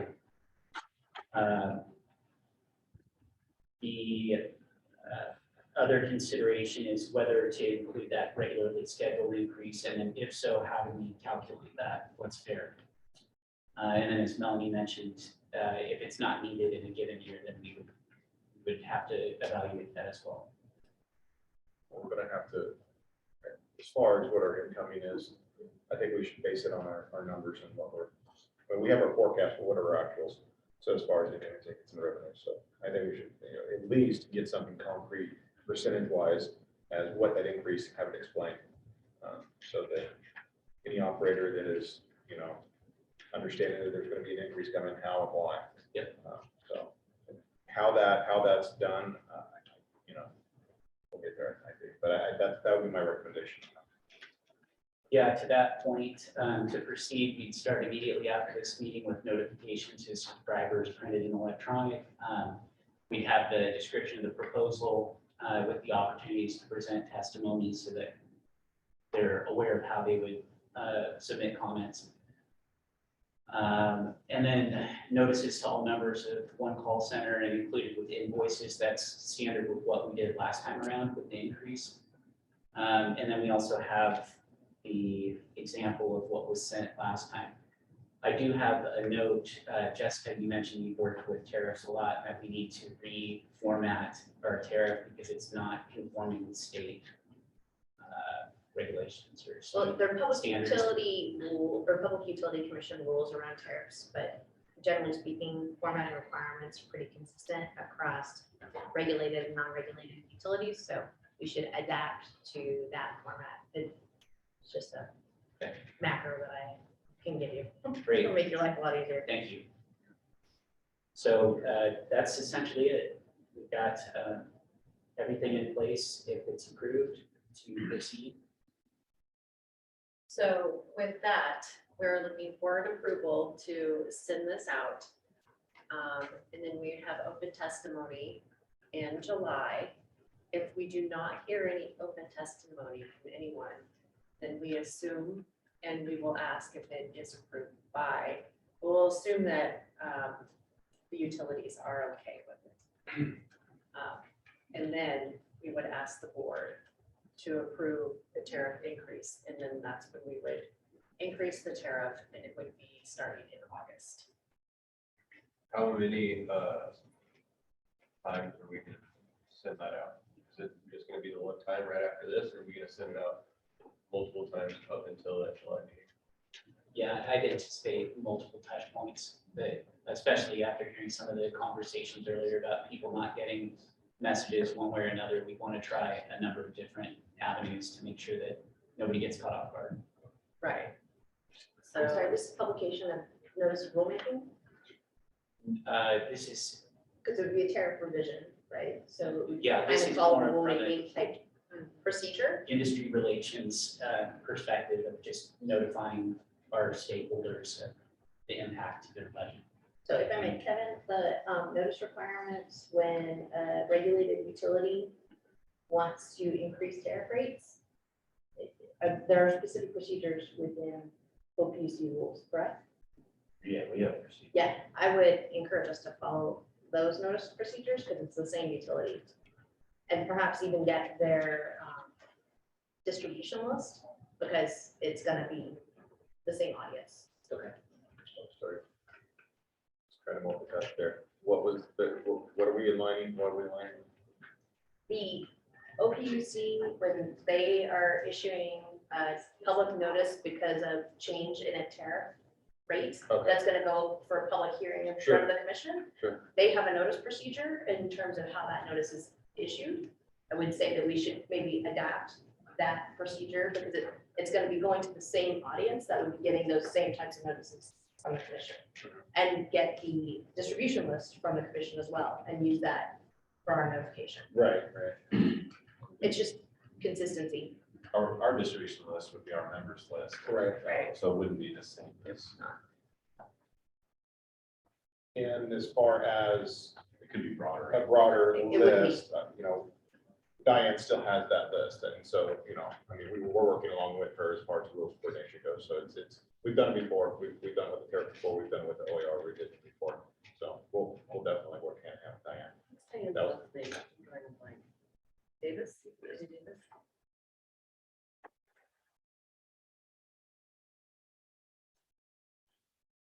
Sorry. Oh, you're good.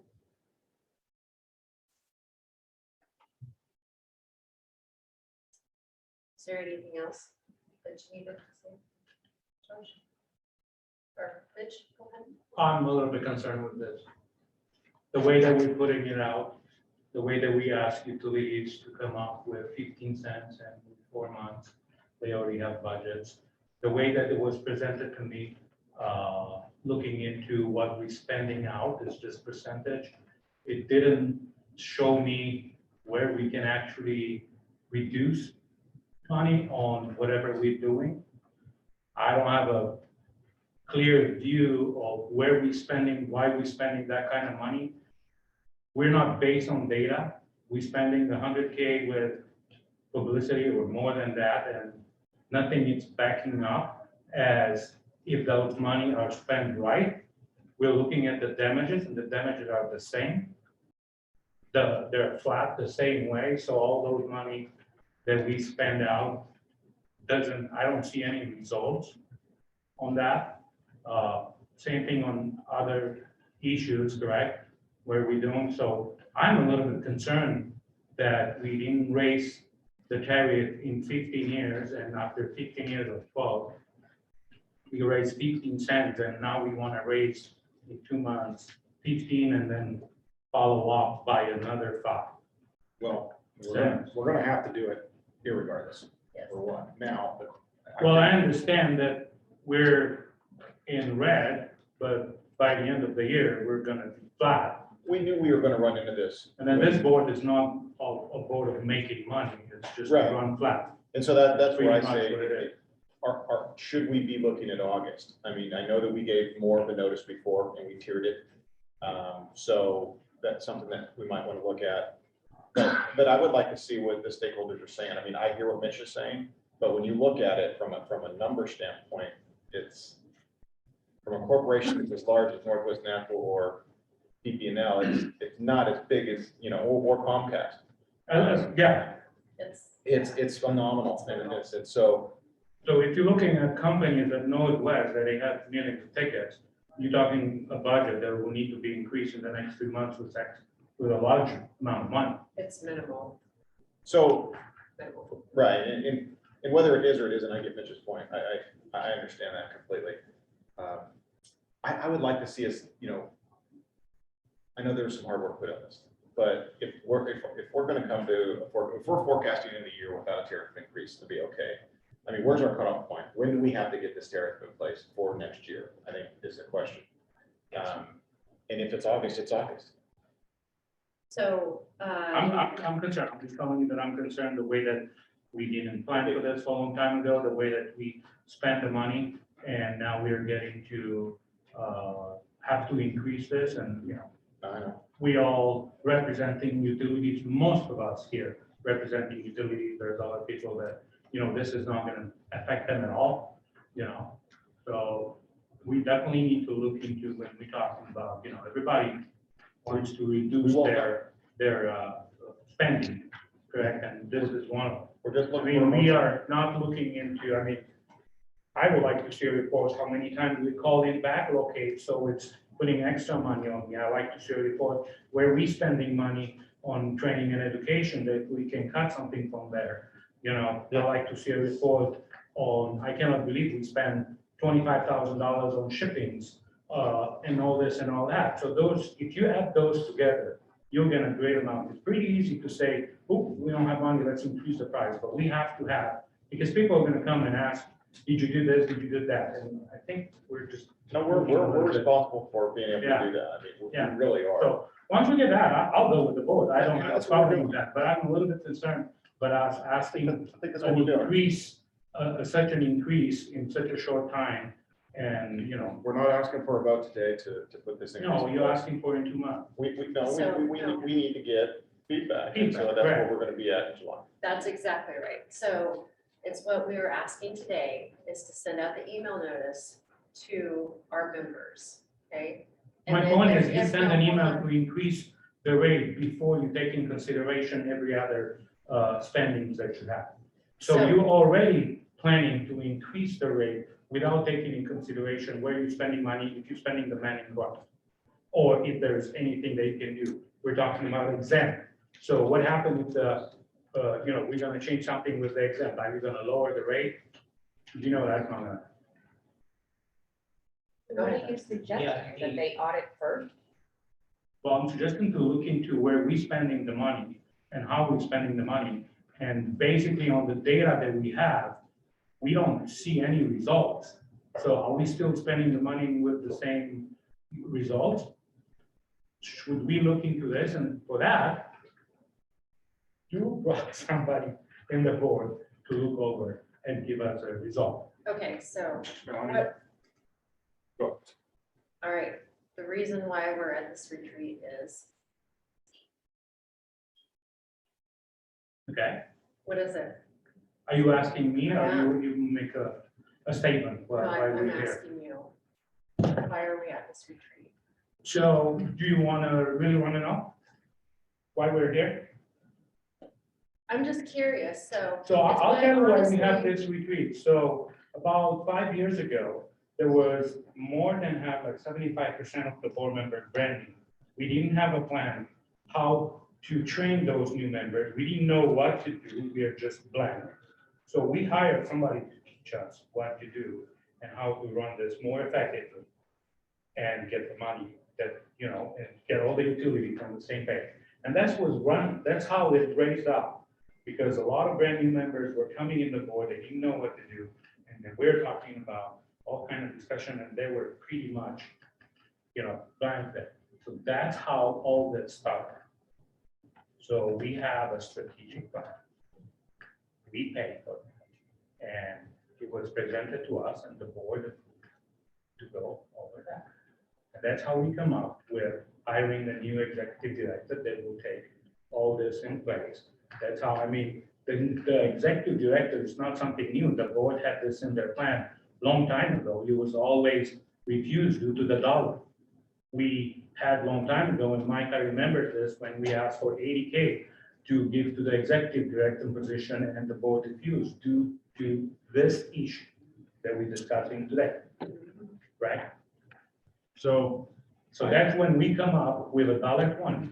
We did all the math and we said this $1.20 will cover for all the expenses with executive director and we add more money to do this. A year after this, we're in the same, Correct. We're running, And- we're always running negative. so. We're always running And, negative. and also, the main strategy of the OUNC is to prevent damages, right?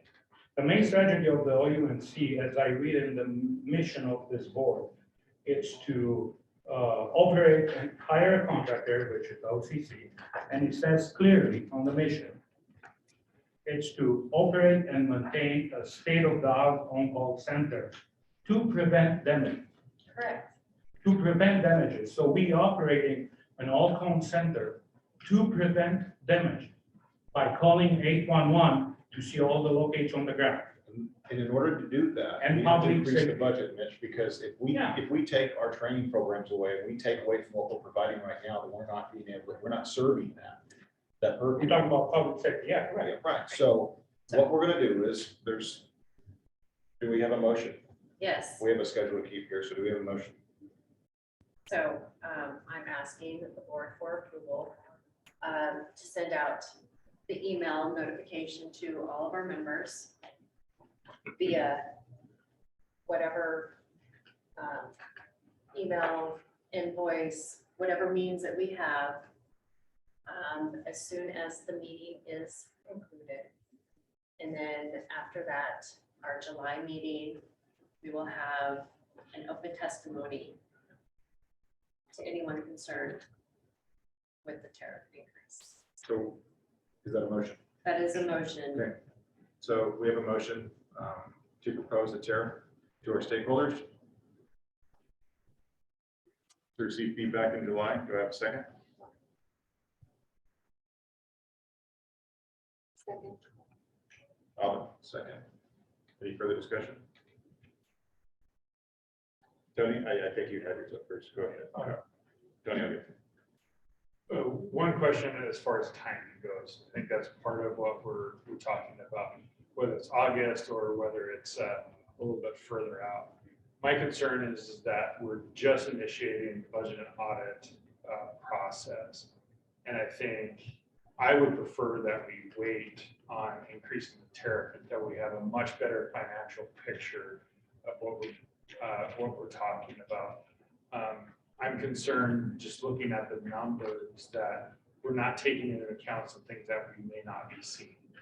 And so I understand that we need to get it in place. I understand that we need to increase the tariff, and I think a incremental increase is good. It's part of what any utility currently is doing. A lot of the utilities right now are going through their tariff increases as well. But my concern is we are not able to tell that financial story very well. And when we're asking the member utilities to consider, to go through this process with it, we need to be very certain about what our financial picture is.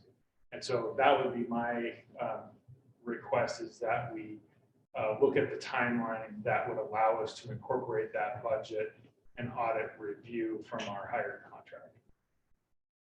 Okay, thanks, Kyle. I know we've got some, I know Tony, I want to get to Tony here. That's that Connor.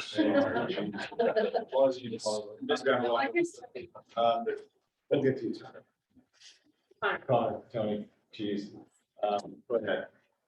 You had your hand up? Yeah, with the normal process of any rulemaking is publishing a notice and allowing for stakeholder feedback. It doesn't mean that we as a board are making a decision. It means that we're opening up an opportunity for our stakeholders to provide us feedback as to what we might need to consider.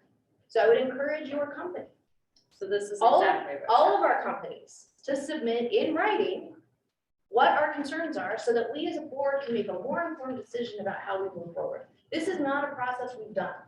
I'm sorry, I mean, I hear you mentioned you, but this is how rulemaking happens. This is how change happens, right? You engage the stakeholders, and if we don't publish a notice that invites the stakeholders to come to a meeting, provide that information, we are ignoring the biggest part of our job, which is to make sure that we're serving these utilities and serving the public.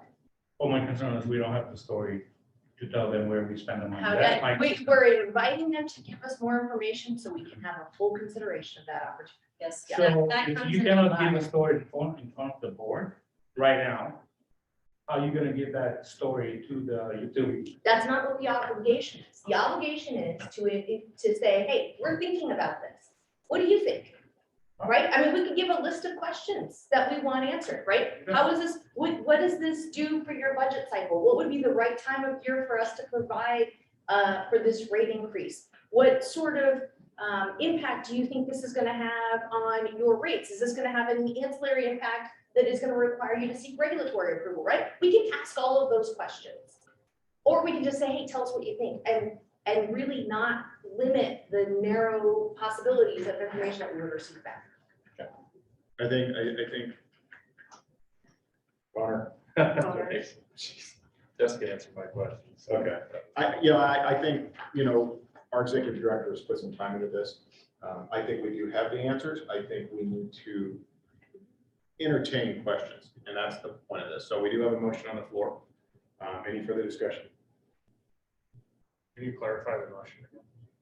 That we're We requesting. are sending the emails out, a notification to all the utilities. saying that we will be discussing this in the July meeting. So I wrote it as motion to notify all members of the One Call Center of a public notice meeting to share the tariff increase plan from 120 to 135 in July 2022. Okay. It's the key word there is plan. Correct. I think everybody gets that. Because what I don't want to, we're not voting on increase. That's what I'm trying to make sure that. Correct. We're talking about the plan on moving forward, discussing. Yeah, discussing. Okay, so any further discussion? I would just add, I will be, I commit to provide messaging around this as well. I think we do know where we're spending our money. I think we are looking at accountability when those funds are being spent, what's our return on investment. We have looked at both the last budget process and this budget process and cutting costs. So it's a combination of solutions here. It's not just an increase. So I think the biggest thing is going to be providing that messaging to the board so that if we get questions, you'll at least have that information to be able to answer those questions. And we should all feel confident we understand the process. So if you haven't read this brief, I'll send it out to all of you again and follow up with those communications. Okay, Yeah. so I have a motion. I would like to move the July meeting to Portland. So we have a You motion. dispense of the motion first. Hold on. We can amend the motion currently as it sits right now. She can amend the motion. No, this is another one. Oh, okay, let's get through one first. And then we'll go to the next one. Okay, Oh, I thought All we were right. done with that. any further discussion? We already voted yes. Okay, hearing none, all in favor, say aye. Opposed, state the same. Hearing none, motion passes. Everyone online can hear us, correct? Johnny, you can hear us? It's like, we voted aye. All right. Number two, so I have a motion with the July meeting from Baker City to Portland. Second. Okay, we have a motion to move the board meeting from Baker City to Portland, which I'm sad about. Any further discussion? Okay, all in favor, say aye. Aye. Opposed, state the same. Jessica, you second. Okay, hearing none, motion passes. We will have board meeting in Portland. I really am sad about that. They do show up there for us when we're there, so. Especially when we have the training over there. Is the training gonna be over there? Never been to Baker City. You've been to Ontario. Oh, Ontario, that's what. Get past Same, the it's hotel. way. Okay, so we're not done with the budget and audit committee. Sorry. We're going into the financial audit aspect of this. The financial audit, the competitive bids have been sent out. Josh sent them to 3 people, and can you give us an update on that? Sure. So, here it is. This is the invitation to bid. So I don't think this has the list of the 3 firms on it, but it was Aldrich who performed our financial review last time. Moss Adams does this type of work for other agencies. And Hoffman, they're based in Lake Oswego, but they also came recommended through Wix Emmett. So those are the 3 that we selected. We are not required to go through a formal RFP process, but we're following many of those same steps and providing transparency through this process. And we'll also document our criteria, the DOJ said that was important. So I'm not going to go through us since you know who we are. These are the requirements for us to conduct a financial review. We're not required to do an audit, but we felt that with all the changes we've been discussing, it was a good time to do a full financial audit, which unfortunately increases the cost as well. So I provided the scope of services and information about the selection process. The deadline is the end of the month. So it's going to be dependent upon what type of a response we get. I know there's interest. Aldrich has already said that they're interested. Their Salem office, they have a Portland office, a Salem office. Their Salem office is the one that did it last time, and that'd probably be the same this time. So we will revisit that after we receive the bids and go through the selection process and report that back to the board. In June. Yes. We have a meeting, committee meeting right before that. So that's all I have. Okay. Thank you. There's a lot of hard work that's going into that. Don't laugh, but there is, and it's tedious and it's time consuming, and you know, it's not your regular job. So anyone that's interested in that and having, you know, input, please join that committee. Those notices are picked up. So.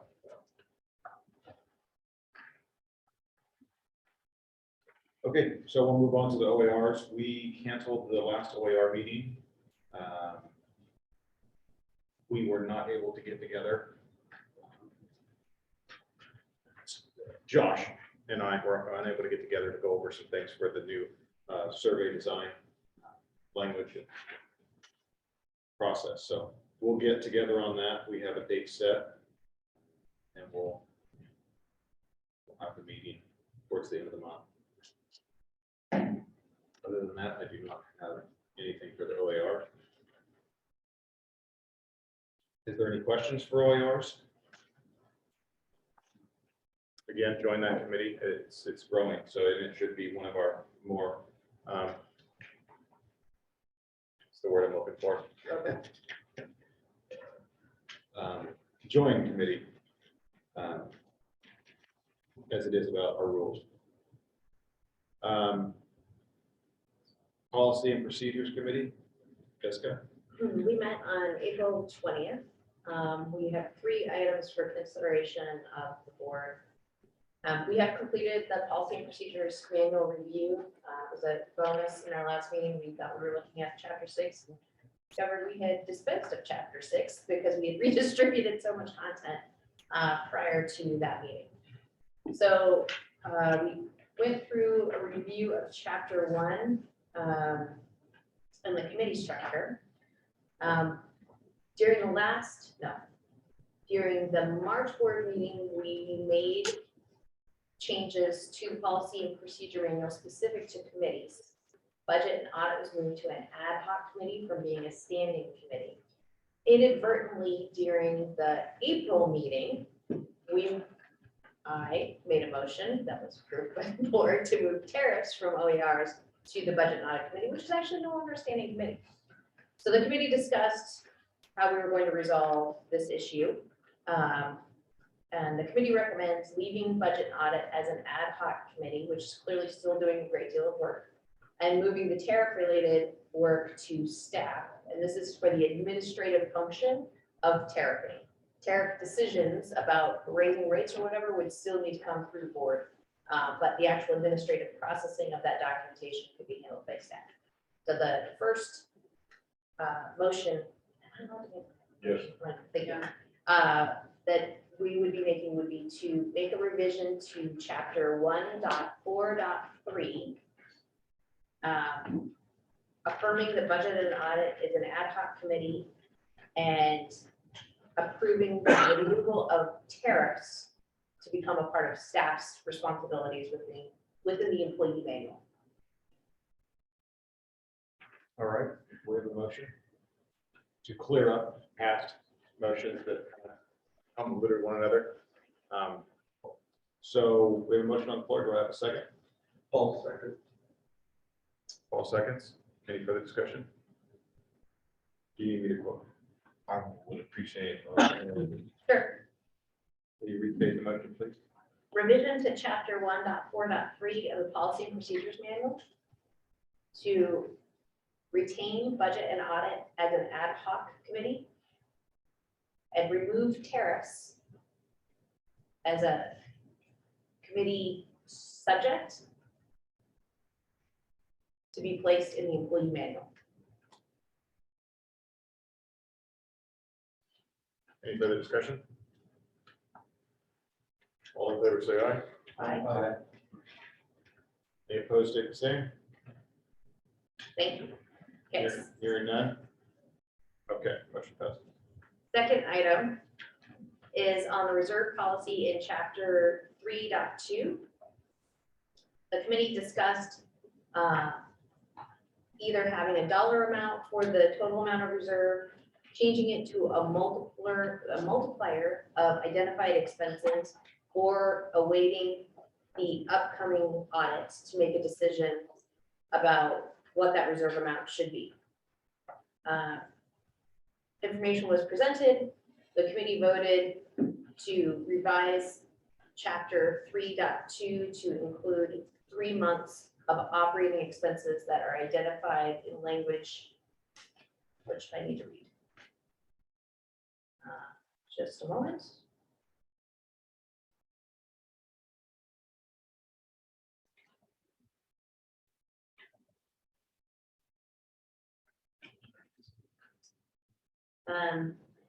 Reserve funds support ongoing operational expenses under the direction and approval of the Oregon Utility Notification Center Board. Priority funding shall ensure that continued service provided by the one-call contractor alongside other legal and contractually mandated responsibilities and staff.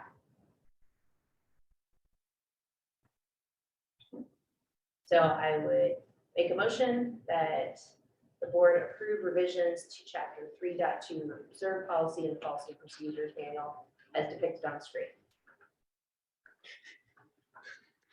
I would advise all committee members, I used to do this with OARs when there's a lot going on, that all committee, committee chairpersons send that motion to Scott to get it with it. I would appreciate that. Scott might appreciate that. Board would appreciate Yeah, I think. it. If you want it to be Okay. accurate, so. Okay, Is that something we could incorporate into the agenda going forward? as far as the motion, Proposed motions? let's look at that. Look at that. We usually try to get it out, public notice a week, at least a week prior, so. I don't want to go into it now. I have my thoughts on that, but.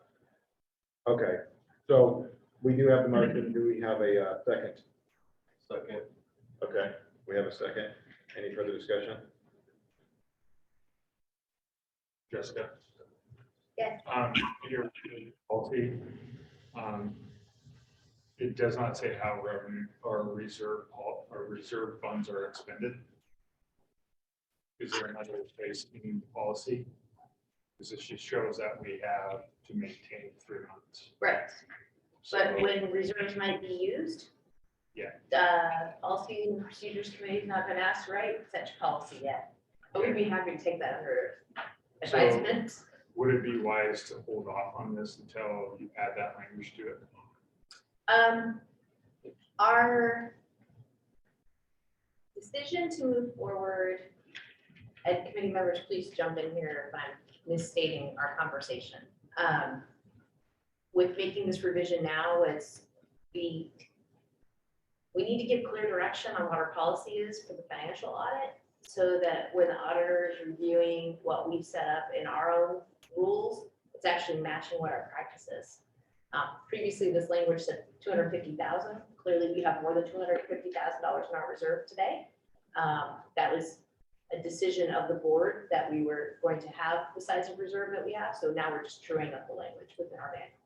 Yes, but the way this says is that we would not be able to expend those reserves in the manner that we're doing right now. We're not expending the reserves at this time. Are we operating in the red? We just simply don't have the income We at this did- time. We did approve using carryover from the previous year as part of our budget this year.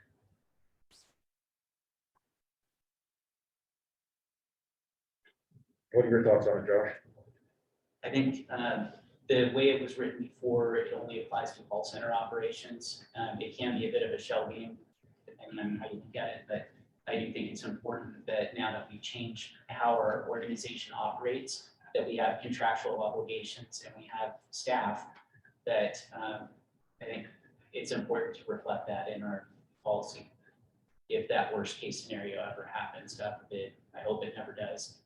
But that's why it's there, is to be able to continue our critical operations. You know, things like training or publicity or things like that can fall off unless we have a contractual obligation to pay an invoice or something, but just So keeping our essentially, doors open. yeah, this is just saying, paying the OCC bills and you guys, that's essentially what it's saying.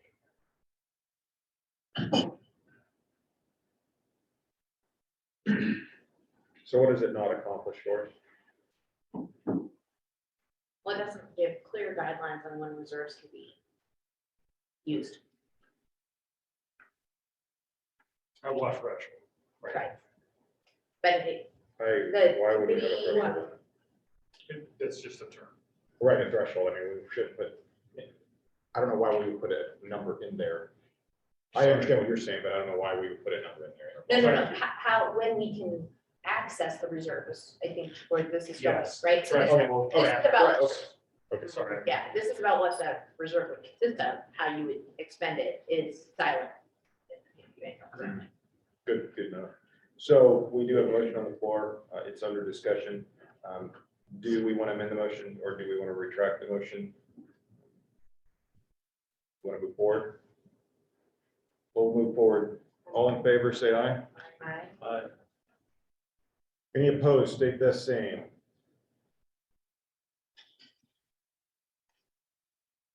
Okay, hearing none, motion passes. Okay, final revision is to section 3.5.2, which is write-off authority.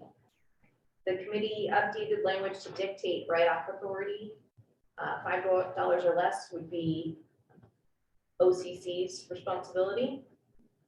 $6 to $499 would be a combination of the executive director and the executive committee. And anything $500 or more would come to the board for approval.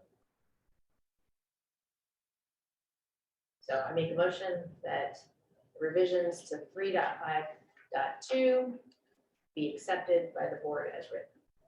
Paul second. Okay, so we have a motion. Paul seconded.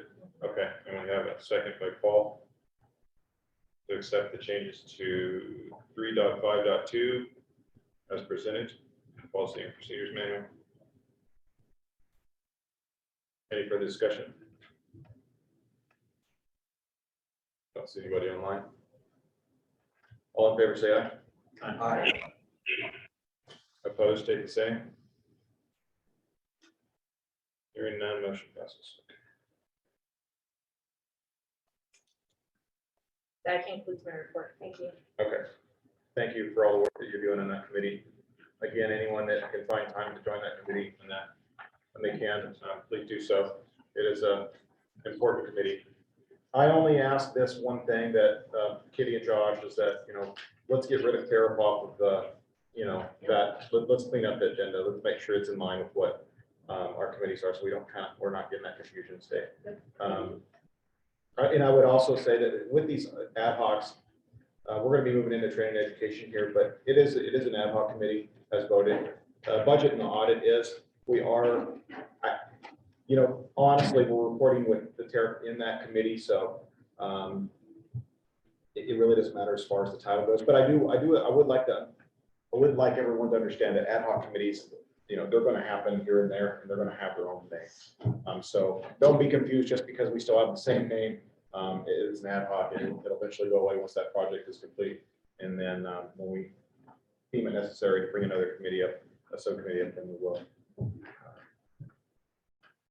I know that can be a little confusing. So Mitch, with that, training and education, You pass the publicity?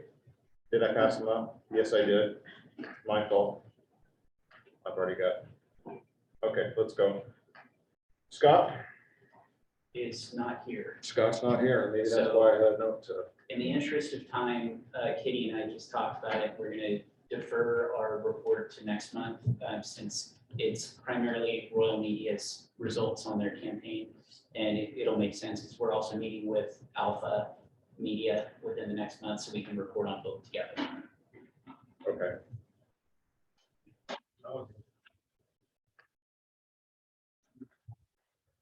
So training education, Mitch. So this ad hoc,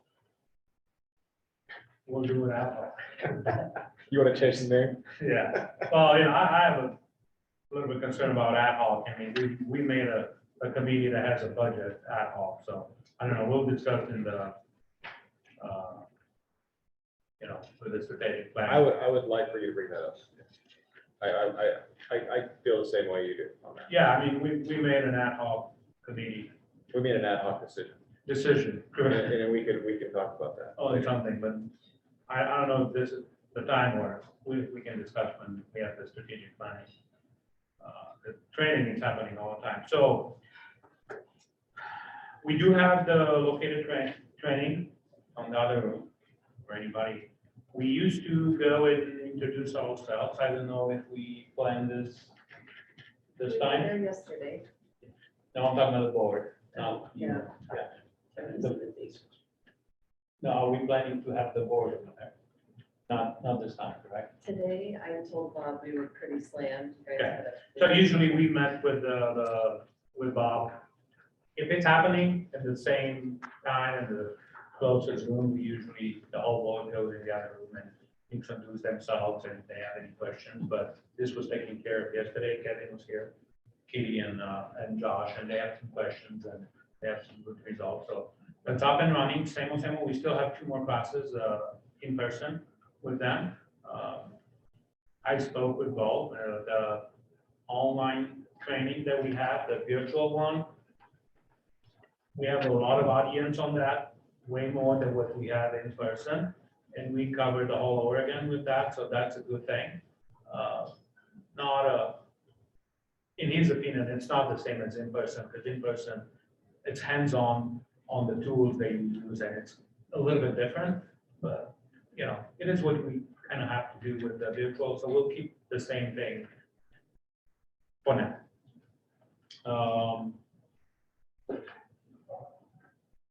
On call, we start with discussion when you mentioned about, the homeowners.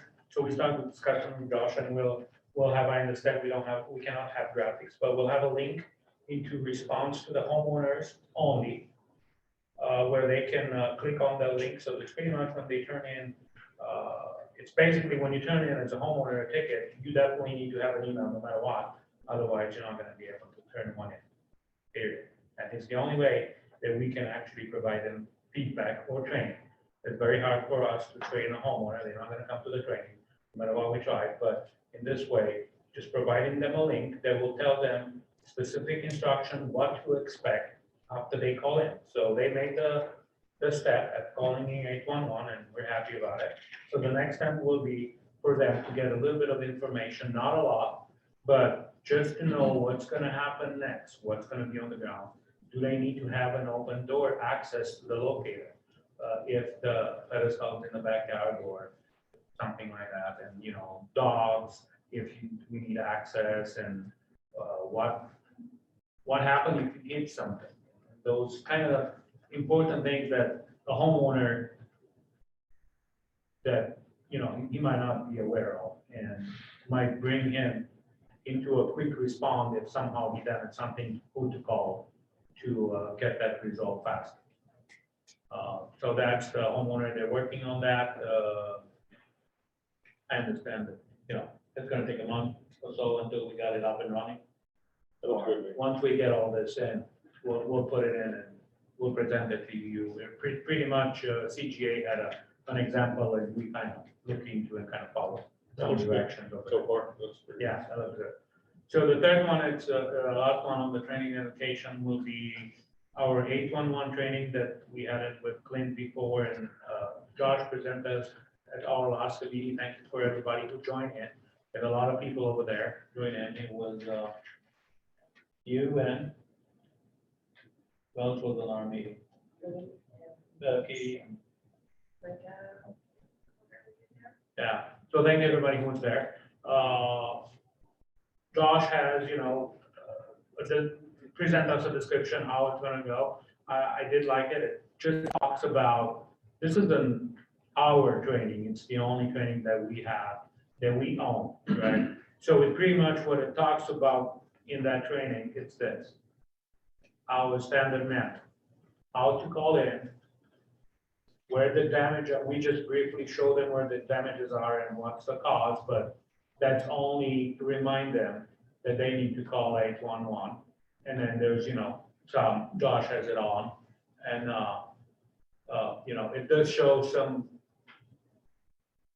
examples of what can go wrong. And he goes where we are. It's pretty much who we are and how this goes when you call 811, this call goes to a call center, and then all the utilities, and kind of explain them pretty much, and then we go a little bit deeper and, what's the tolerance zone, and, every little small details about our standard net. And we're hoping we'll get this one up and running. I mean, time to dig, and those are things that, the homeowner might not know, or, what else we have. So it's about a 2-hour training, and we do offer, for anybody who has CCP, we do offer direct the Training. yeah. The hour, the continuing education for them. And then we go over, private locates, just briefly, just for them to know about, from where to where a locator will locate. Best practices, where we're just expanding a little bit more, not very deep into this, just keep them safety on the standard manual, correct? Because it's our training, with the best practices, something that we just can point out, that here is your best practices, you can, read this book or whatever for excavator. This is intended for excavators and homeowners, and there's a few examples of, what if and excavate careful, and it shows us, our Q code for, where to look for. Did you ask the people more? The app that goes, or yes, or no, this.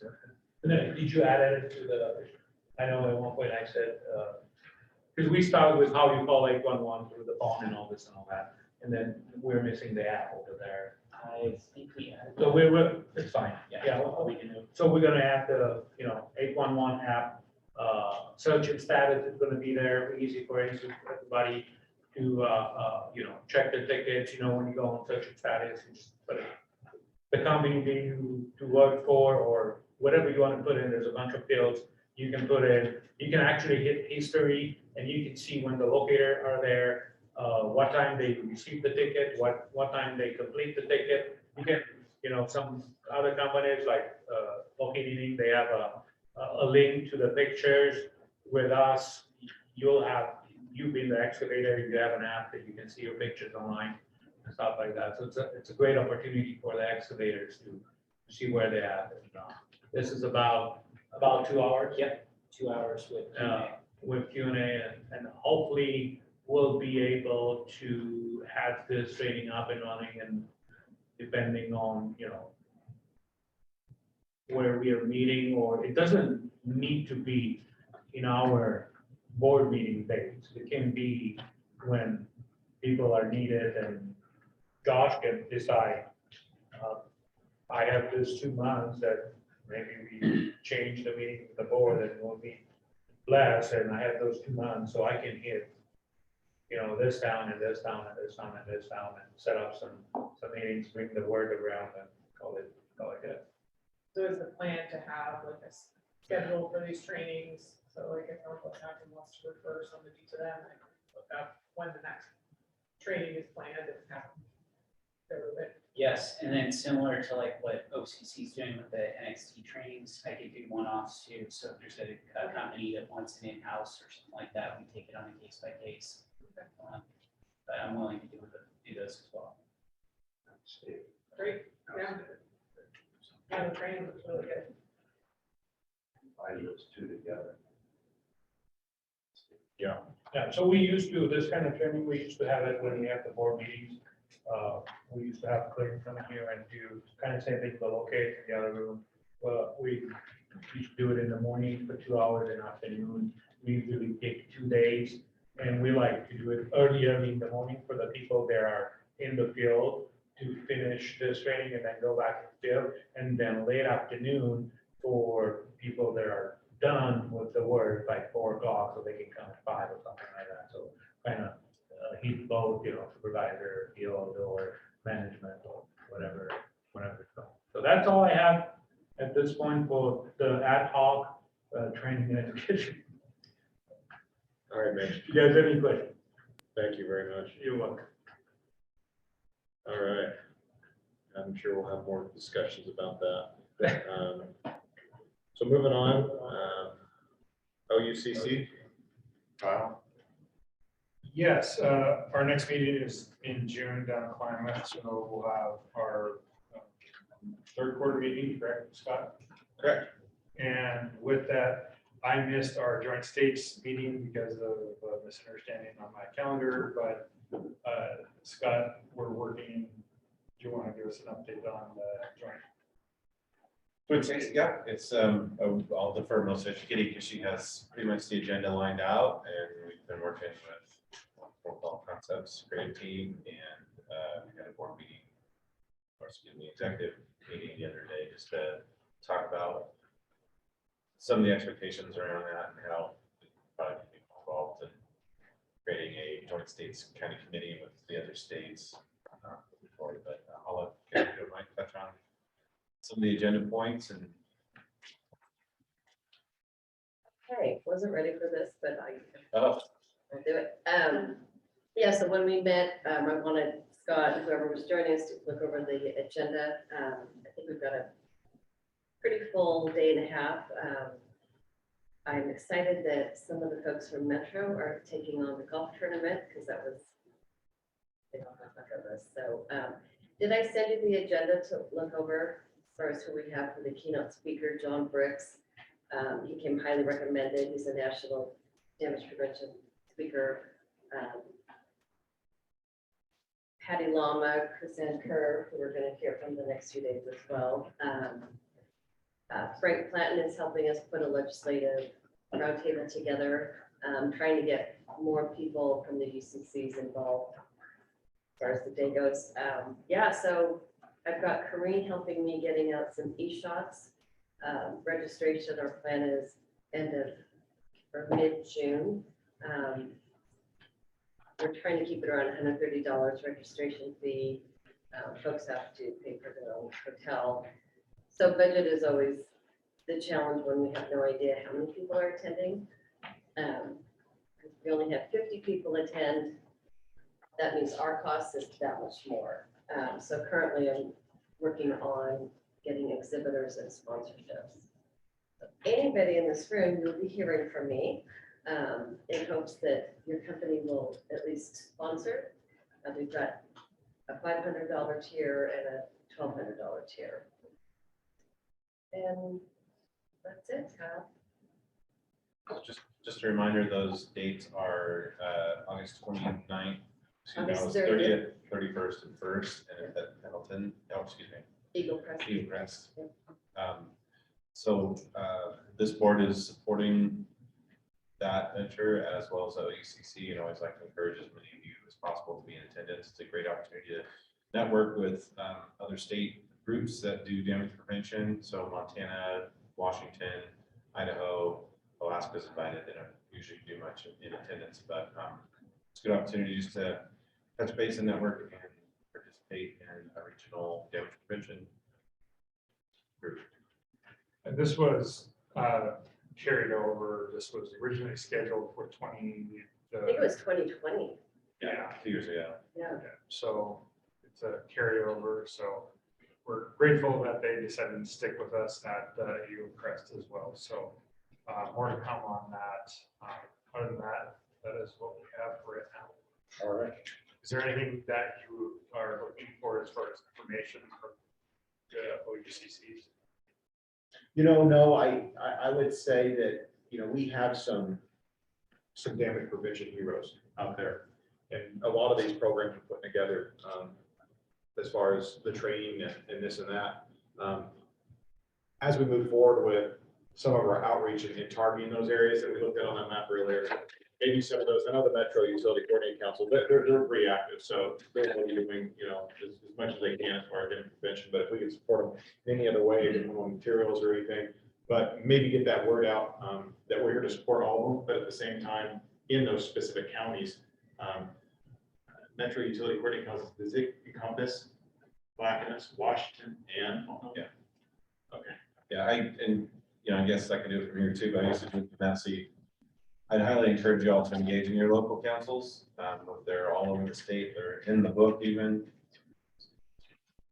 So you can see on this page here where your local councils are in your zones and areas. Please engage. There's an OUCC webpage. It's a good thing for the board members to show up at those meetings when you can. So there's lots of questions that local folks have. A lot. I know in a previous life, I always tried to make it to all the councils, at least in my territory annually, and they're all the way from Southern Oregon out to Malheur County, and there's a lot of them that are struggling and could really use the support of a bigger group. Metro Art Council is looking to try to put effort into revising the North Coast Council. It's struggling, and I know we have several councils that their just participation has dwindled to a point where they really need extra help. So your involvement really can make a difference. And again, the reason you're behind on your budget is because you gave us $60,000 in January. Let's see what we're doing here, man. Absolutely. Thank you. So, yeah, Yeah, it's great. I have to remind myself to do a little some of them. I usually have I usually get the invoices from them. Pretty much, and then send them the bill. That's Yeah. all. So, Sean, do you have? Yeah, I just wanted to point out that actually the guest we had here today, had to step out, was Jeff Brown, who's actually the president of our region's OUCC. He wanted to come today. Yeah, that was great to See how things are. He actually took me to attend their last meeting. I'm going to try and represent our board at their meeting for the program. So I think that we've been missing a little bit of that too. So if you guys need us, let us know. I mean, I think that collaboration needs to take place. I'll go, I don't know, doing that. Is there a way, I mean, I think we asked that before, is there a way that when you send invite our board meetings to that, I think you did at one point, at the OUCC meetings, I think you guys we had before. They're always on the calendar, when I create the calendar, so we've got. I agree with Mitchell. I think we should have a little bit more of an integrated calendar so that we know, we see those events that could pop up. I really wish we had that. I think that a lot of us would be a little bit more engaged, and you'd probably see a lot more of us if we had that, right? And this isn't our day job, so I mean, it's tough. So if we can ever get to that point, I think that'd be a step in the absolute right direction. But no, all I was saying was, I think that going forward, yeah, we do. There is that 60,000, but how much are we getting involved in making sure that, we're addressing things? So if there's damages happening in those big three counties, what are we doing? I know I don't show up enough at the Metro Utility Coordinating Council that's in Portland. And I'll try to make more of a presence there. So that's all I have. Thank you for the work that you guys are doing over there. And yeah, we have a lot of programs that we can utilize in those councils that they can use, they can give to, so. Any national industry news? NOLCA, CGA. I know we got the best practice manual over there. Anything from you, Kevin? Nope. Okay. Let's see here. Okay, so we addressed the old business of Baker City. Am I correct? Did we not have a motion for that? Yes. Okay. Yep. All right. Anything for new business? Mike, I think Jessica had a suggestion that I would like to also champion is, and I think I talked to Josh about this, and I don't know if we are intending on talking about, like, how as a board do we present motions with the agenda, that kind of stuff, so there is a little bit better housekeeping. I have some ideas of past public meetings that I have done that can help, be a little bit, maybe a little bit more efficient. So I don't know if at a future meeting, we can continue to discuss this, or if the retreat would be a good time to have that discussion. It might help us, track some of the motions that we have out there, that they're written out. We can always change them, but, I have a couple ideas on that. So I just wanted to champion her suggestion. Okay, so. Okay. It doesn't necessarily have to be new business. Maybe it's a. Go to the order. All right, yeah, no, I'd love to have that conversation and strategic plan if it comes up. I think that's good. We are now recording meetings, and I know Mitch came over, during the break and mentioned to me that, although it is a public meeting, it is good for any guests that might be attending that they know that it is being recorded. So it is. And by being here, you approve to be recorded, and your video will probably be in public. So every time when you start a meeting that's recorded, you should start with this. You as a board member or a guest here have to acknowledge that you are going to be recorded, and this recording can be used in public meeting, or, and by your presence, you agree with your recording to be public. I'll get all that. Or whatever, something like that. It might be something we just put on Yeah. the agenda, I think so. similar to the conflict statement. Yeah. Yeah. So my agent will do this. Contact her. So anything else for the good of the order? Hey, Mike, Go ahead. business item, and it might be something that you may recommend me take to OARs, but I've been seeing where I've had complaints from people with my organization about locate tickets that come in with like 6 mile by 6 mile radius of work. In particular, it's like large wing projects where realistically they are actually outside of the 300 feet that we require, but for some reason they're coming through that way without being rejected, or how can we handle that? Is there something we can do? I think that's Scott. I mean, as far as our 300-foot rule, as far as the call center goes, anything outside of 300, is it 300 that another ticket is generated? Let's say I've had 2 polls. Only if they use the generator. 750. It's 750. Even if that wind turbine sites is further than that, we typically. If they're drawing a massive polygon. Yeah. And it's within the county, that's one. That's, Yeah. if it's different points that are greater than 750 feet, then they have to be, then we'll split them that way. There's no way to make them go to a point system rather than a massive polygon or anything like that.